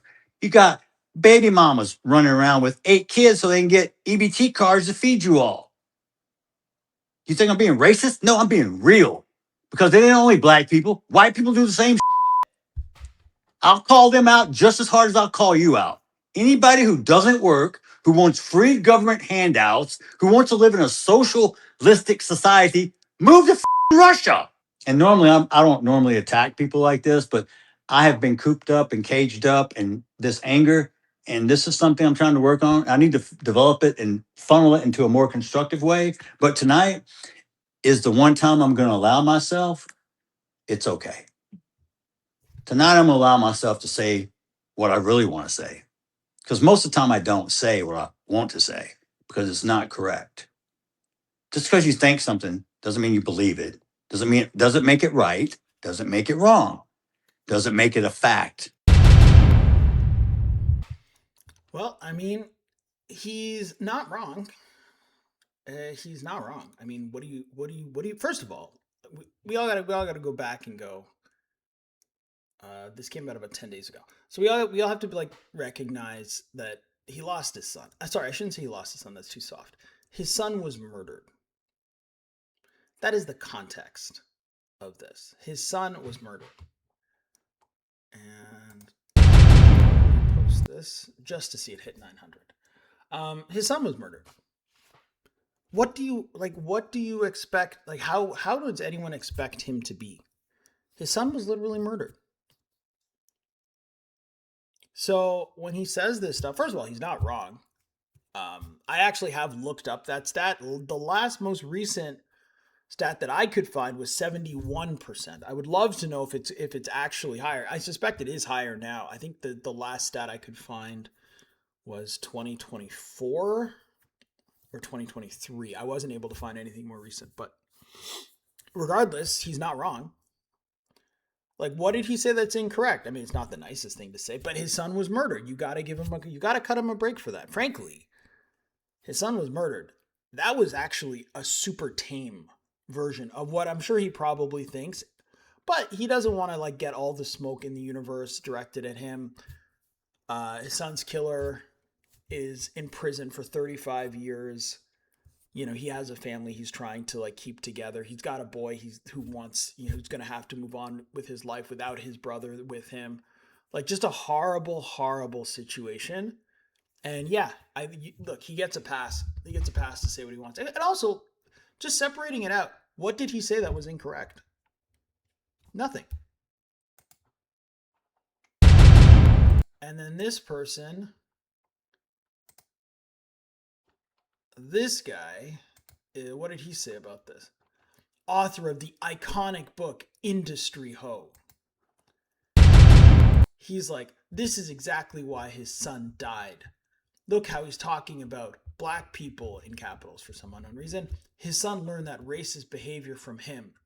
Austin tried to bully Karmelo Anthony and he defended himself. Just absolutely unhinged. Tariq Nasheed. Oh my gosh. Security footage has been released of Karmelo defending himself from Austin Metcalf attacking him. That is not what it shows. And like, the nice thing about the kind of doing a show is that you can actually start in the very beginning and go, we looked at this. That is not what it shows. This is not clearly self-defense. As Austin was standing over Karmelo attacking him, Karmelo neutralized the threat using self-defense. He had to run up the stairs to escape. Brother, he could just leave at any time. Those stairs didn't just magically appear. As for him being surrounding would imply he can't escape. Because if you're surrounded by something, it is on all sides of you. So the fact that he is able to run up the stairs is proof that he could have left. Because there is technically nothing blocking him, unless he believed that he was going to be grabbed from behind and pulled down and punched, but probably not, because they told him to leave. It's not often that when people tell you to leave and then you leave, that you then get attacked. That's not often how it works. Most people, when they tell you to leave someplace and you leave, most situations, that's the end of it. Where situations turn is when you go, make me. That's usually when violence breaks out. And Tariq, someone asked Grok, first of all, you needed Grok to tell you. And anyways, but Grok says, Tariq has overinterpreted the distant blurry footage that lacks details on action. It doesn't clearly show Karmelo surrounded with no escape or Austin standing over him attacking. Enhanced video and trial evidence indicate he was not swarmed. He wasn't swarmed. He could have left at any time. He chose not to. And again, Tiffany, Releasing the footage of a terrified black teenager on Juneteenth is a slap in the face to all black America. What does she think? What does she think? The entire country is gonna stop doing anything because one black kid committed a murder? Karmelo defended it. Now they're monstrous bullies. He's alive because he defended himself. He's alive. The kid he killed was unarmed. What do you mean he's alive because he defended himself? Like, this is the situation that we're dealing with. Yes, he does deserve to spend the rest of his life in prison. Asante Samuel. 5 ways Austin Metcalf could have avoided this tragedy. Never stalk anyone. He didn't stalk anyone. Don't take matters into your own hands. He did kind of take matters into your own hands. Tell someone with authority if there's a problem. Could have done that. Keep your hands to yourself. That's possible. 5, changing character. Again, not helpful. But he's responding to someone else who said, here's how they could have taken off-ramps to murder. Don't bring a prohibited weapon to a track meet. 100%. Don't trespass. I don't know if that was technically trespassing. But don't be somewhere where you really shouldn't be. Great. Walk away. 100%. Don't provoke. When he's like, touch me and see what happens to you, that is a provocation. And then don't use lethal force against non-lethal force. Again, all true. If Karmelo didn't have a knife on him, we wouldn't even know his name. Like, can you imagine that? If he didn't buy that stupid knife, then none of this would have happened because he wouldn't have had a knife on him. He wasn't in mortal danger. They might have been a push or a shove. It would have been over in 4.5 seconds. And we wouldn't even know about any of these people. This happened because the thinking that made him buy the knife, bring the knife, is the same thinking that created the scenario in the first place. Exactly why the prosecution didn't. Okay. Dr. Umar, don't know if he's a real doctor. You have to understand, his primary support base are black women. So when you listen to him, just understand the people who send him money are black women. Now let's hear what he has to say. Exactly why the prosecution didn't allow any black jurors, Loon. Because a black juror with our balanced sense of justice would have saw that there's no way a child could go under a tent and know ahead of time that 2 white boys are going to come over there to jump him. And the lies begin almost immediately. First of all, he knew that wasn't his tent. As we all saw, there's a giant M on it. It's not his school. It's not his tent. He knew that. First of all, they didn't come over there to jump him. They came over because that is their tent. Because again, they were where they were. This is why it's super important. They were where they're supposed to be. He wasn't. So when it rained and they go over to their team tent and they see some guy they don't know from some other school hanging around. And don't forget, he's by himself. What's he doing there? How does that look? Remember at the top of the show, I said, look, what is the appearance of impropriety is often as bad as impropriety itself. When you're black, you have to recognize that. Him having a knife, it's a complete contradiction for Caucasian nation to say, why did he have a knife? You crackers walk around with guns every day. When you put your gun on your hip this morning, did you do it with the intent to kill anybody? Okay, so let's talk about that. Some people have a gun for self-defense. Okay, some people have a gun for self-defense. A gun is also legal. It wasn't legal for him to have a knife at the school, whether it was a law, bylaw, school policy, whatever. But was he defending himself? That's a bigger question. When you go out and put yourself into harm's way, when you put yourself into trouble's way, one has to question, if you put an AK-40, not an AK-47, but if you put your handgun on your hip and then go looking for problems, is that still self-defense? I don't know that it is, because the other problem is You have to show, like, if you just because you have a gun on your hip, you have to show that you are in real mortal danger. This is how that guy got off. What is his name? Kyle Rittenhouse got off because the other guys who were coming at him were armed. At least they were armed. So you can make a case. I was defending myself. I was armed. They were armed. Fine. The problem is, it's a high school track meet, and the other kid didn't have a knife or a gun. He was unarmed. He didn't have a pipe in his hand. He was unarmed. So even if you want to make the case that, like, hey, yeah, white people have a gun. Also, here's another thing, and we've talked about this before.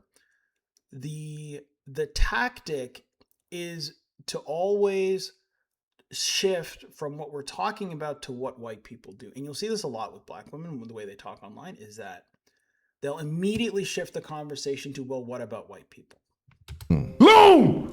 These white people fight for the right to carry a gun out the house every day. Did you leave your house with the intent to take a life with that gun? No, you didn't. So why are you going to say this little black boy left his house with the intent to shank somebody with a 3-inch blade?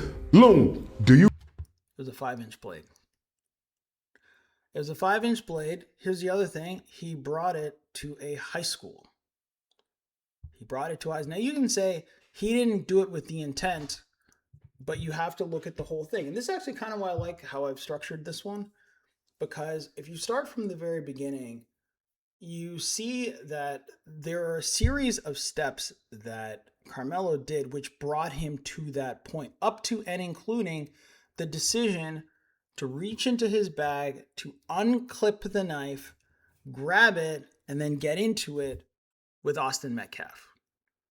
So regardless of what he intended when he woke up that morning, when he decided to put the blade in his bag, maybe he wasn't thinking, okay, I'm gonna use this today. Okay, fine. Let's give him the benefit of the doubt. Fine, let's give him the benefit of the doubt. What was he thinking when he decides to go into a tent that he knows isn't his? Do you think knowing he's got a knife on him maybe changed the psychology of whether or not he would do that? When he's sitting there and he gets confronted, which he knew he would eventually, do you think having the knife on his hip or in his bag changed the psychology of the interaction? Sonny Hostin just said, oh, well, these two giant white men came up to him. Do you think his decision to puff up his chest and say, touch me and see what happens, do you think knowing that he had a knife on him changed the psychology? Probably. So when Dr. Umar says he likely didn't have the intent to stab him, he probably didn't. I don't think he woke up that morning thinking he was going to stab. But if you look at the series of actions that led him to where he ended up, it is quite clear that simply having the knife edged his psychology towards confrontation, making what happened almost inevitable. You really think a 5'8", 135-pound kid armed only with a 3.5-inch knife? Listen to this. Do you really think a 5'8", 135-pound child whose only weapon is a 3.5-inch knife, Loon, do you really think he wants to take a chance and fight two football players who don't have any weapons? Hell no. That knife is no match for two football players. Right. You follow me? Right. Imagine Karmelo stands up, and by the way, Karmelo never left his seat. How can he be the perpetrator? But what? He never left his seat. We saw him standing under a tent, and then we saw him run up. What do you mean he never left his seat? He obviously left his seat. We watched him run up the stairs. What do you say to them? But wait, this is what I want. Let me finish. Go ahead. I'm sorry. Go ahead. The prosecution know how fair black people are, so he couldn't have any on. Karmelo stands up, and by the way, Karmelo never is a 3.5-inch knife, Loon. Do you really think he wants to take a chance and fight two football players who don't have any weapons? Yes, your argument doesn't even make sense. Because he has a knife, yes, he's willing to take a chance. If he didn't have a knife, he might think to himself, I'm going to get beaten up, pushed around, something's going to happen to me, and I'm not going to be able to defend myself. These guys are huge. But he had a knife, and they didn't, as you so eloquently put, Dr. Umar. They had a knife, and he didn't. So, yeah, he did want to take that chance because he had a knife. That's the difference. Sorry, that's why I wanted to go back to hear this part again. Hell no. That knife is no match for two football players. Right. You follow me? Right. Imagine Karmelo stands up, and by the way, Karmelo never left his seat. How can he be the perpetrator? I don't even understand where he's going with this.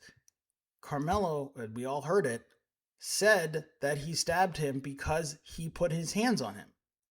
So he is the perpetrator. He obviously did stand up. He obviously did stab Austin Metcalf. The facts are not even remotely in question, but remember what I said at the top of this clip. Dr. Umar's main audience is black women. But what? He never left his seat, Lou. What do you say to them? But wait, this is what I want. Let me finish. Go ahead. I'm sorry. Go ahead. The prosecution know how fair black people are. X to doubt. Yeah, that is absolutely not. It's not. Trust me, it is not the fairness of black people. What the prosecution was concerned about is that they simply wouldn't be impartial. That black women would look at this case and do what Sonny Hostin did and use emotional imagination to imagine a scenario where he should be free. And so they removed them. So he couldn't have any on the jury. And why couldn't he have any on the jury, Loon?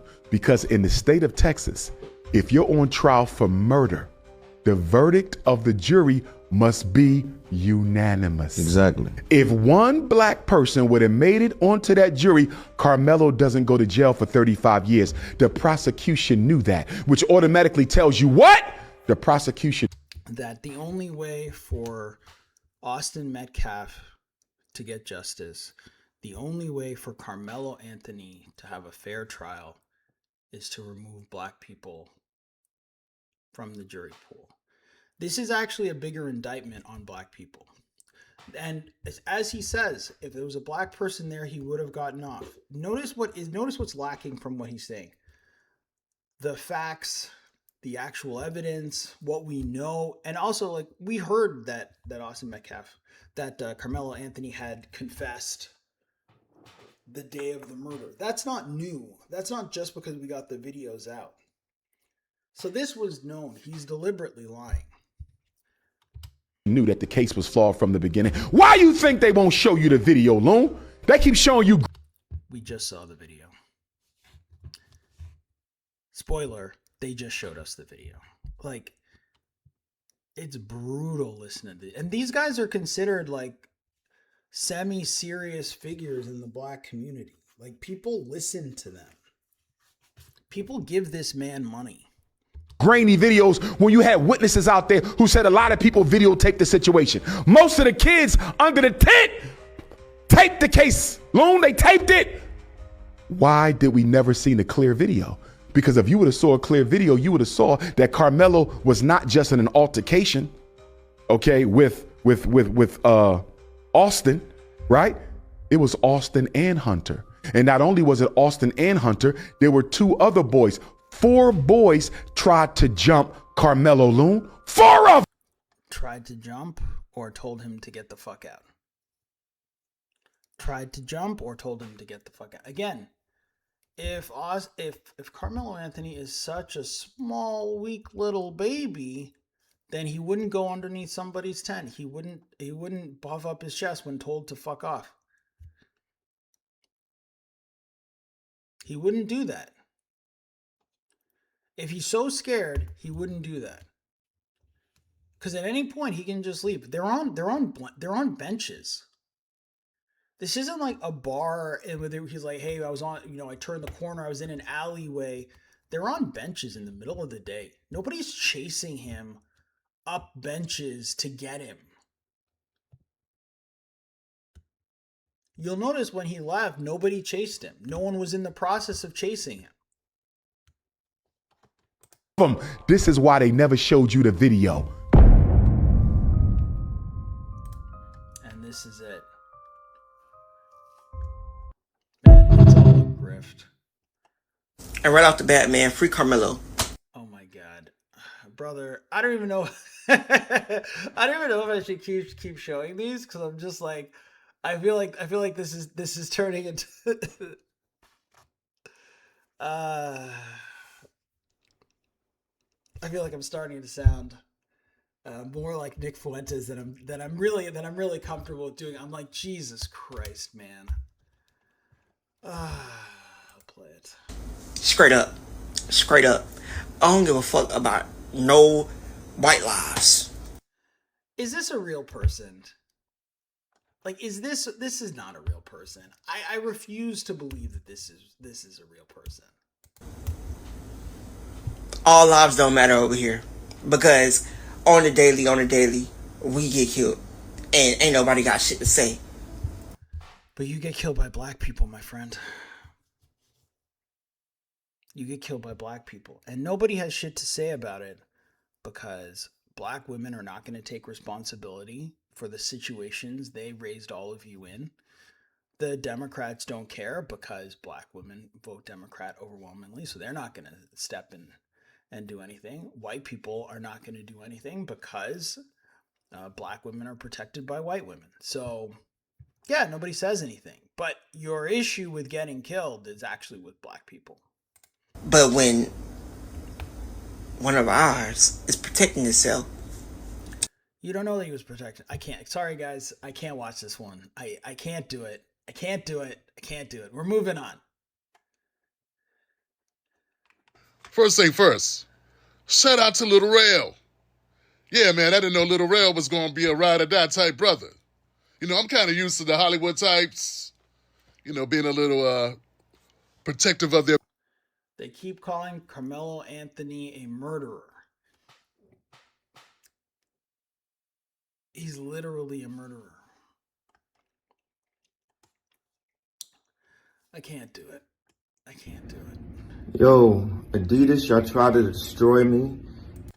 I don't think Kanye West actually said any of that. Karmelo was dating a bunny. Salsa bunny, I believe. I'm skipping. I can't do another clip of Dr. Umar. Black American Families Pack. Carmelo Anthony is a political prisoner. Jesus Christ. None of this can be real. Like, Hey, wet bowl looking at this for the city, bitch. Hang on. Charleston White gets confronted by a black man who is disappointed he stopped supporting Carmelo Anthony after allegations that his father stole money. Oh my. First of all, why would you support Carmelo Anthony? You just saw him kill a kid. Hey, and stop playing with Karmelo Anthony, you stupid bitch. I told you I would get your ass. No, real G shit, bro. Fuck the money and all that. What he said about Karmelo Anthony was wrong. Oh my god. Shit was going on. Shit, we're gonna get some type of content on your ass. Fuck you talking about ice. Oh my god, I can't. I stand with Carmelo Anthony. Stand. Oh my god. I'm not typing this website in. I'm not doing it. You can't make me. All right. I'm all right. I'm gonna do it.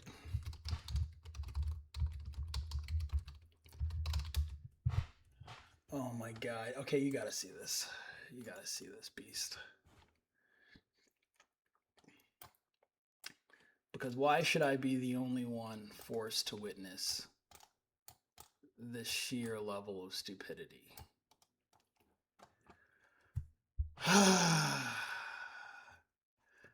This can't be real. Like, AI has to be stopped. I was not an AI doomer, but this has to be stopped. Stand with Carmelo Coalition. A voice, a future, a community that stands. We stand for truth. We stand for justice. We stand with Carmelo. Holy Christ. What is there to stand with? Everyone just watched him murder a kid. Oh, this one we saw already. Oh, hang on. Someone else? Comedian Little Rail goes off as he responds to black people in his comments who keep calling Carmelo Anthony a murderer who got what he deserves, and tell them to keep that same energy for Rick Chow, the gas station owner who was found not guilty after chasing down and shooting a 14-year-old black kid in the back. It's a different case, but okay. Let's hear it. Let's hear what Lil Rel has to say. And I will save this. You know, I'm in my, you know, I posted what I posted not like a little bit ago about the Carmelo Anthony appeal and how he has a new legal team and they're gonna help him appeal. And I posted what I posted, and the amount of energy I'm getting from people, and it's a lot of black people calling Carmelo Anthony a murderer. A fucking men. Totally based. And he got what he deserved. And why are you saying? Correct. And he deserves a fair trial. A murderer. He got a fair trial, and he is a murderer. A murderer. My thing is this. If that's the energy you got about any of this, then you should have that same energy for that young man who was shot in the back by that gas station owner. Same energy. And I don't feel like going back and forth with people in my... Brother, those are different cases. I actually think they don't always apply that stand your ground fairly. But that's irrelevant. In this case, it seems to have been applied pretty fairly. You can't instigate a situation and then wait for an incident to pop off, regardless of the severity, and then just kill people. So, do I think that stand your ground is always applied fairly? I do not. But when I think it is applied fairly, what do you want me to do? That's like saying, well, you think this murderer should go to prison? Well, what about the time another murderer didn't go to prison? Well, I mean, that sounds like a bad situation. If again, without knowing the facts of that story, well, then that guy should have gone to prison. Yeah, but he didn't. Yeah, well, I mean, the law doesn't always work properly. What is your point? Well, you should have that same energy. Brother, what energy? We're just commenting on news stories. We're not in the jury. We're just commenting. What do you want? Well, sometimes murderers don't go to prison. Well, should we net? So that means no murderer should go to prison? Every time every time someone isn't convicted that you think should be, what that racial group gets a pass? What do you want? What do you want? My comments about the shit, because I'm not gonna do that. I'm just not. And it's bothering me. I'm literally was just sitting in a Bible class, and I'm trying to focus, but I'm so annoyed by that. And I already explained that I'm not like going back and forth with nobody in these comments. This is sick to me. I can't understand how y'all keep calling this young man a murderer. Yeah, because he killed somebody. Right? And he was sitting there minding his business. He actually wasn't sitting there minding his business. We already looked at the video. He was under the tent of a school to which he did not belong. And when asked to move, he refused. That is not minding your business. And they marched over there. They didn't march over there. We all watched. By the way, this video I'm commenting on, it came out literally today. Or at least it was reposted today. But I'm assuming it must be pretty recent. So this person either has seen the video or very likely has seen the video. But they didn't march over there. They didn't march over there at all. They were there to bully him. That's not why they marched over there. It was raining. The meet wasn't happening. That was their school tent. Where else would they be? Right? No, They not right. That's not right. bullied them. That's not Because the dude, if you know the background of those twins, they were bullies. That is number one. I don't know how you would prove that they were bullies, but even if they were, it's irrelevant. Full blown, old school, Biff from Back to the Future.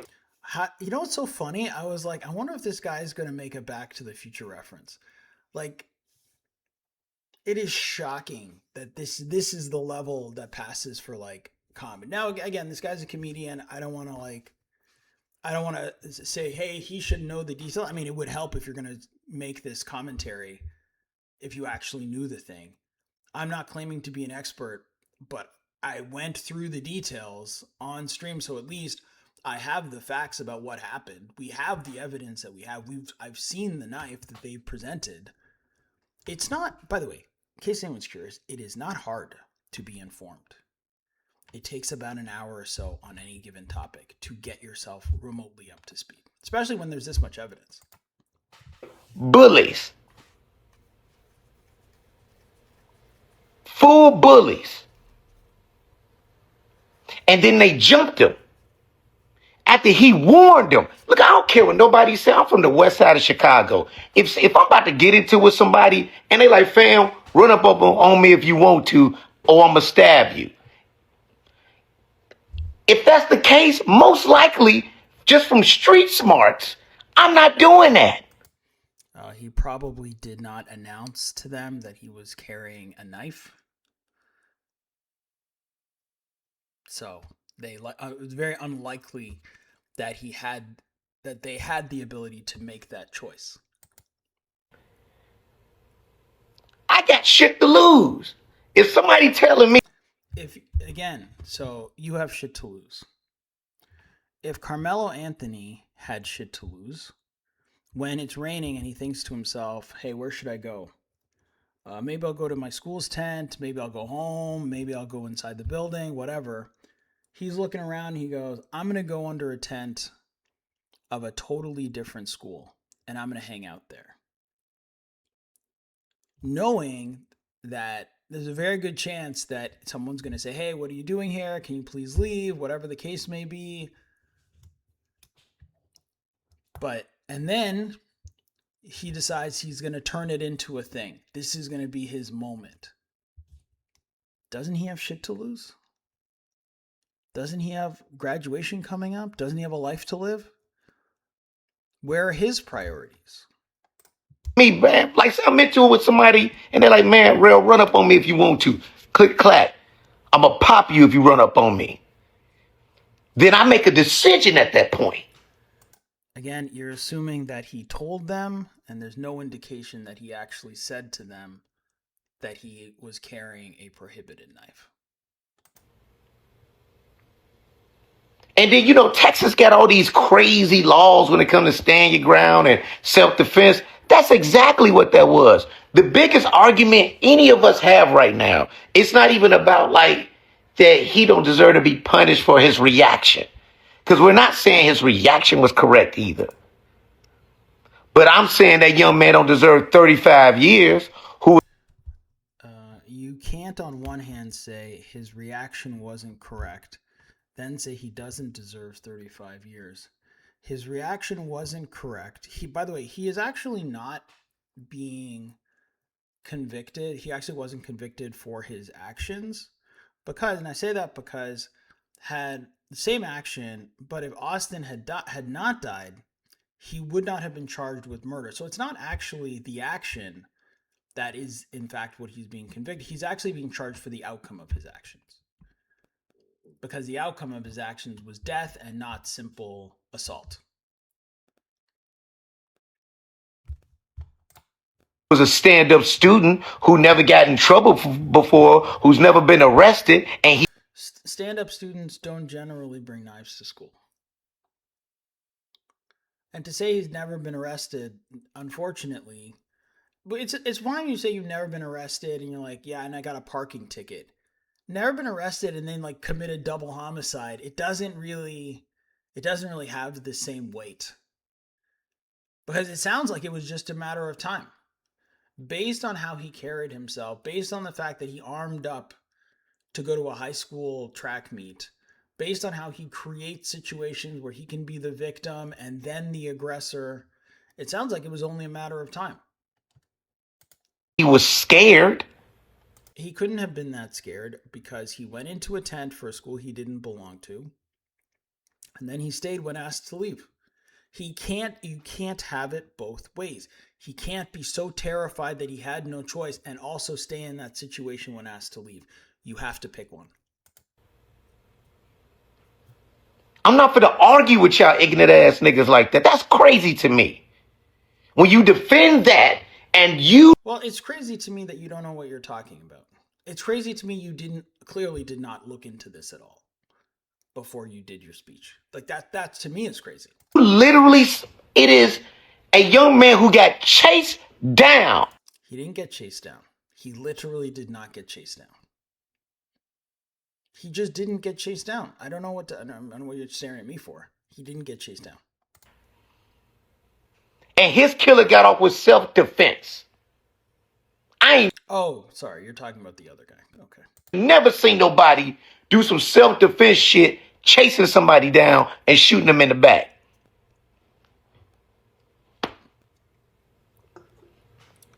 Totally irrelevant to the case. Sometimes people go to jail who shouldn't. Sometimes people don't go to jail who should. Totally irrelevant to this case. Trayvon Martin, come on, y'all. Y'all got all this weird energy about this. I actually think he has a point here. I have never supported George Zimmerman because you can't instigate a fight with someone, lose a fight, then say, well, now I'm losing the fight, so I'm going to use a deadly weapon against somebody who is also unarmed. I think it's a decent point. Shit, and you ain't saying nothing about none of these other cases. People said stuff about the other cases, but those cases were now many years ago. So we can talk about them and say we agreed or disagreed with the verdict, but it's actually just like this case. In 5 years, this will be just another case that people talked about at the time. Get the fuck out of here. And then people love to bring up black on black crime and look at it's a much deeper conversation that black on black crime is also largely irrelevant in this context. Austin Metcalf wasn't black. But it is a decent argument to say, why was Karmelo Anthony carrying a knife in the first place? Like, why did he feel it was necessary to carry a knife? Why did he feel that it was necessary to create this situation? In fact, to be fair, if you wanted to understand black on black crime, it would be useful to understand what made him do the actions, like create these situations where a reasonable person would assume that things could go very left for him, and they did. So what made him choose that? That would be like if we actually cared, which no one does, of course, but if anyone cared about this, that would be the question to ask. obviously a lot of you crazy people without common sense,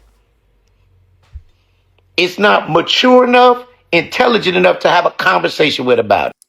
You can't, on one hand, not know the facts of the case and then berate your audience for disagreeing with you.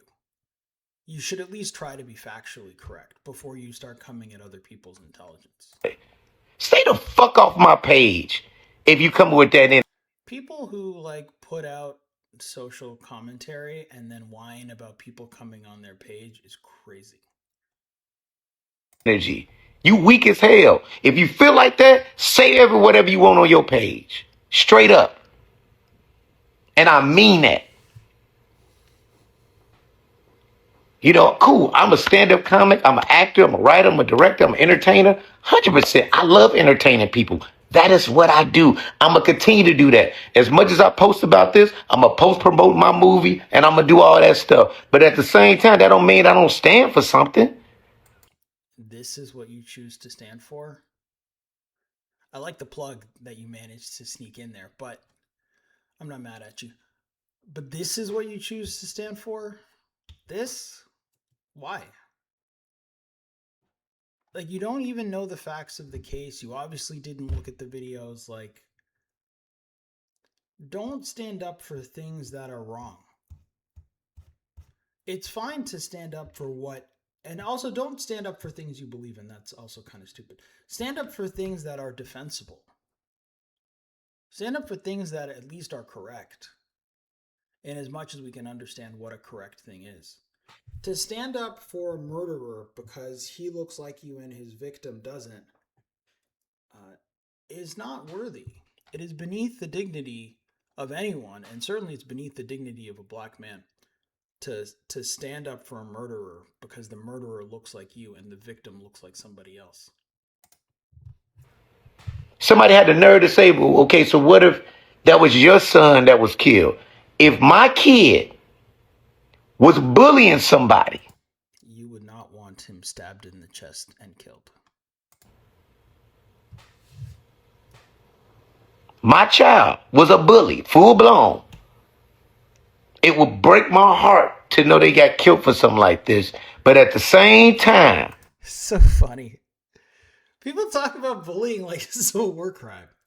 And I don't know that I don't know that the Metcalf kids were bullies. It's totally irrelevant. But the idea that people are like, yeah, but he was a bully, and it's like, I mean, you guys make it sound like he was in the Epstein flight logs. Like what are you talking about?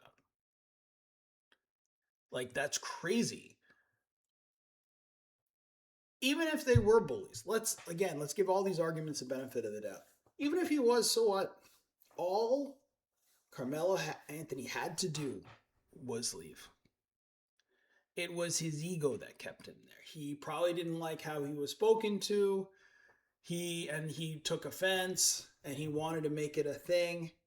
And I guess he figured he could sort of pressure them or whatever to back down. Maybe there were girls there. He didn't want to look like a punk.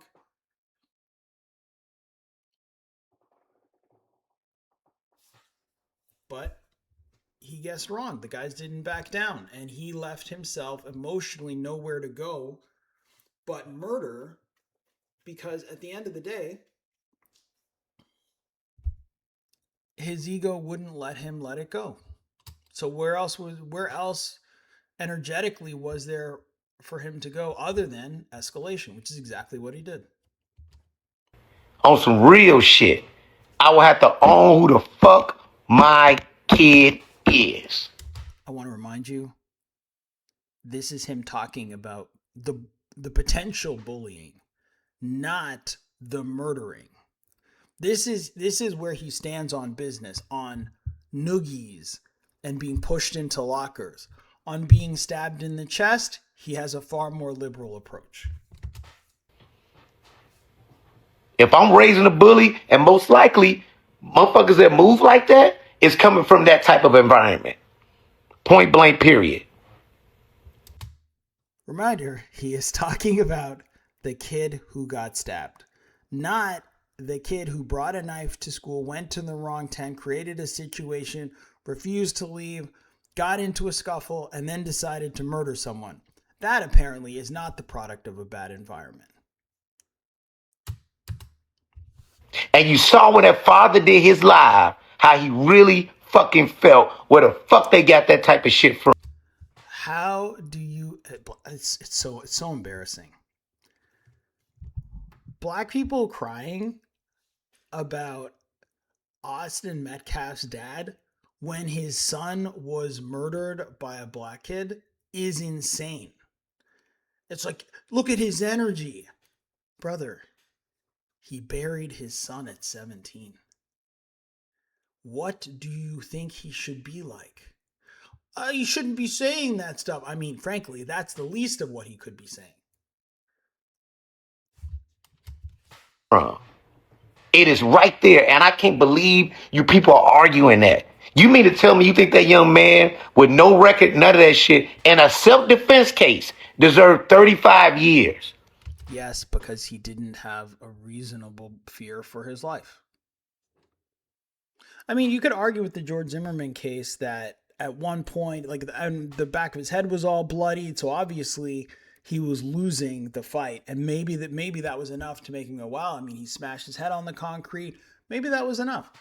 But the notion that this scuffle that took like 2 minutes on the high school bleachers was about to become the murder of Karmelo Anthony is nonsense. Nobody believes that. And that's why he was convicted. And Trayvon Martin's killers off. That young man who took a fucking AR-15 to a march, murdered people, and do the. Yeah, Kyle Rittenhouse. I didn't like either of those two cases.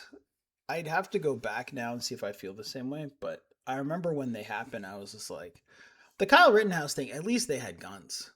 But I'll never support the George Zimmerman one because it never made any sense to me. You can't stalk a kid, get into a fight with him, lose the fight, and then murder him, and then be like, well, self-defense. And it's like, but you initiated all of this interaction. If you just stayed home, there's no problem. If you didn't follow him, there's no problem. So that one never sat well with me. I'd have to go back and actually look through all the details again. Maybe I might feel differently today, but I've never supported that case. And with Kyle Rittenhouse, I think it's weird to be able to go someplace, but again, this is America, so it's like he has a right to be there. I know there's some weird thing about maybe he wasn't fully legal, but regardless, he's got a gun. The guys coming at him have guns, and he fires. It's tough, but I can see why they didn't convict. It's just not so open and shut. This one, unfortunately, the victim was unarmed. The context was very clear. It wasn't in the middle of a riot. It wasn't in the back alley of a bar. It was at 10 o'clock in the morning at a school. There's no reason to believe your life is in danger. The person coming at you is unarmed. You're in the wrong place. You're refusing to leave. They're trying to push you out of there. Pushing you out of an area is not the same thing as murdering you. They have no reason. There's no reasonable reason to believe that you are about to be killed and then you stab someone. It's not like those other cases. And so that's why he's in jail and the other ones aren't. And that's not to say sometimes that like narrative doesn't determine whether someone goes to prison or not. I just don't think that's what's happened in this case. I don't think there's any real evidence to suggest that Karmelo Anthony did not get a fair trial. Crime face got the fuck off for murder. He wasn't even charged with manslaughter. Yeah, but context matters. Context matters. I mean, you can make that face all you want, but context does matter. Come on, y'all. It's 2026. And what pisses me off, I expect certain things from certain communities, not from ours. I actually like the fact that black people online are, at least not the ones we saw, but that more black people are sort of getting to a place where it's just like, yeah, you know what? Fuck anybody who commits a crime. There is no racial solidarity with killers. There's no racial solidarity with murderers. There's no racial solidarity with thieves and rapists. Bury them all under the prison. Give them, what did that guy call it? Sweat equity for I think it was Fulio's killers. Yeah, that's how it should all be. I'm a big believer that when you've committed a serious crime or you're involved in gang crime, 40 years should be the minimum. I've been calling it the death of youth. That if you're young and you're like 15, anywhere between 15 and 20, and you do anything serious, you get the sentence, which is the death of youth, which is 40 years, no possibility of parole. So you just add 40 years to however old you are. So if you're 40, you'll get out of prison. You're not going to die in jail, but you'll get out at 60. That's the sentence. The sentence is all of your best years will be served in prison. And when you're done, we'll kick you out so you can spend your toughest years on the streets. It's the death of youth.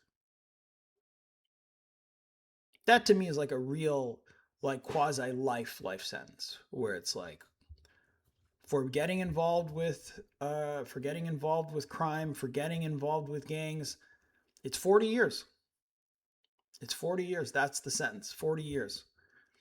Because if we did that, what would happen is the generation of criminals who are currently raising the next generation of criminals simply wouldn't be there. Schools would be emptied of these types of kids and these types of individuals. The communities would be emptier. The gangs would have trouble finding recruitment because they continue to get picked up and all of their guys get sent away for 40 years. And so if you did that, you could really vacuum crime out of the black community, thus giving normal people a chance to live. It's very similar to what they did in El Salvador. Maybe we'll do a video on that someday. But yeah. And most of you motherfuckers sitting out here on some sellout shit. I'm sorry, and By the way, when he says sellout, what he means is acknowledging that actions have consequences. That's what he means by some sellout shit. trying to, I was at church yesterday, and this is real talk. This happened at my church. He's at church, but it's very funny that we're going to end on this clip, and it's like fear God, raised with God. This guy's at church. But none of them have any real discernment. None of them love justice. None of them love justice. Just petty personal grievance. It was a guy who comes sometimes he just sings. He's a great singer, wheelchair. Comes on his caretaker. A lot of us was happy to see him because we ain't seen him in a while. Can you get to the fucking point? Thank you. And when it got quiet, he just yelled, "They're killing our kids. They're killing our kids." Was that Austin Metcalf's dad? What are we going to do? What are we going to do? And, yelling out in the middle of service and, Sounds like he has autism. They escorted him out. That's very funny. But I remember sitting there like, yeah, the timing was a little whatever, but he ain't wrong.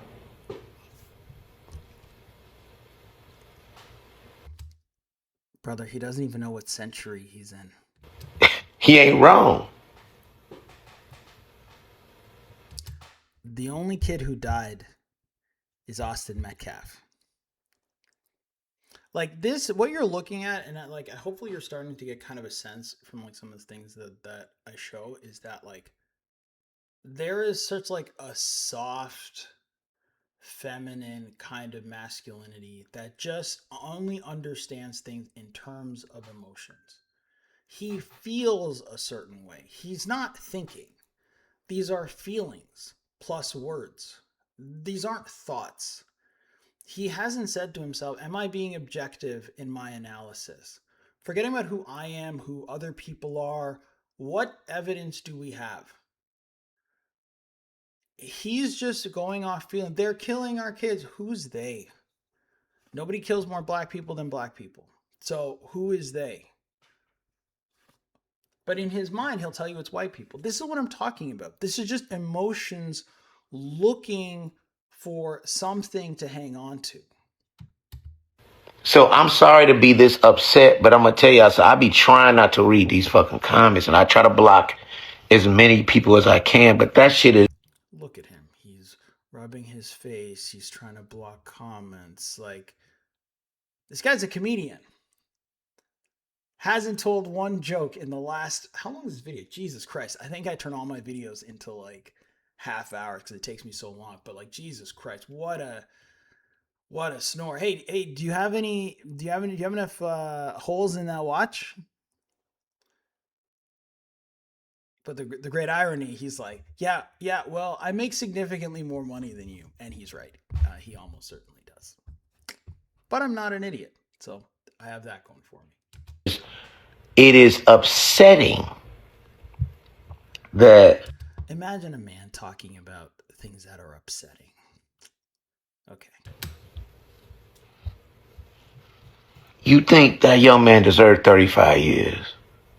You think... Actually, I think he deserves life in prison without the possibility of parole, but I guess that wasn't an option. He deserved people to take the stand and change their stories.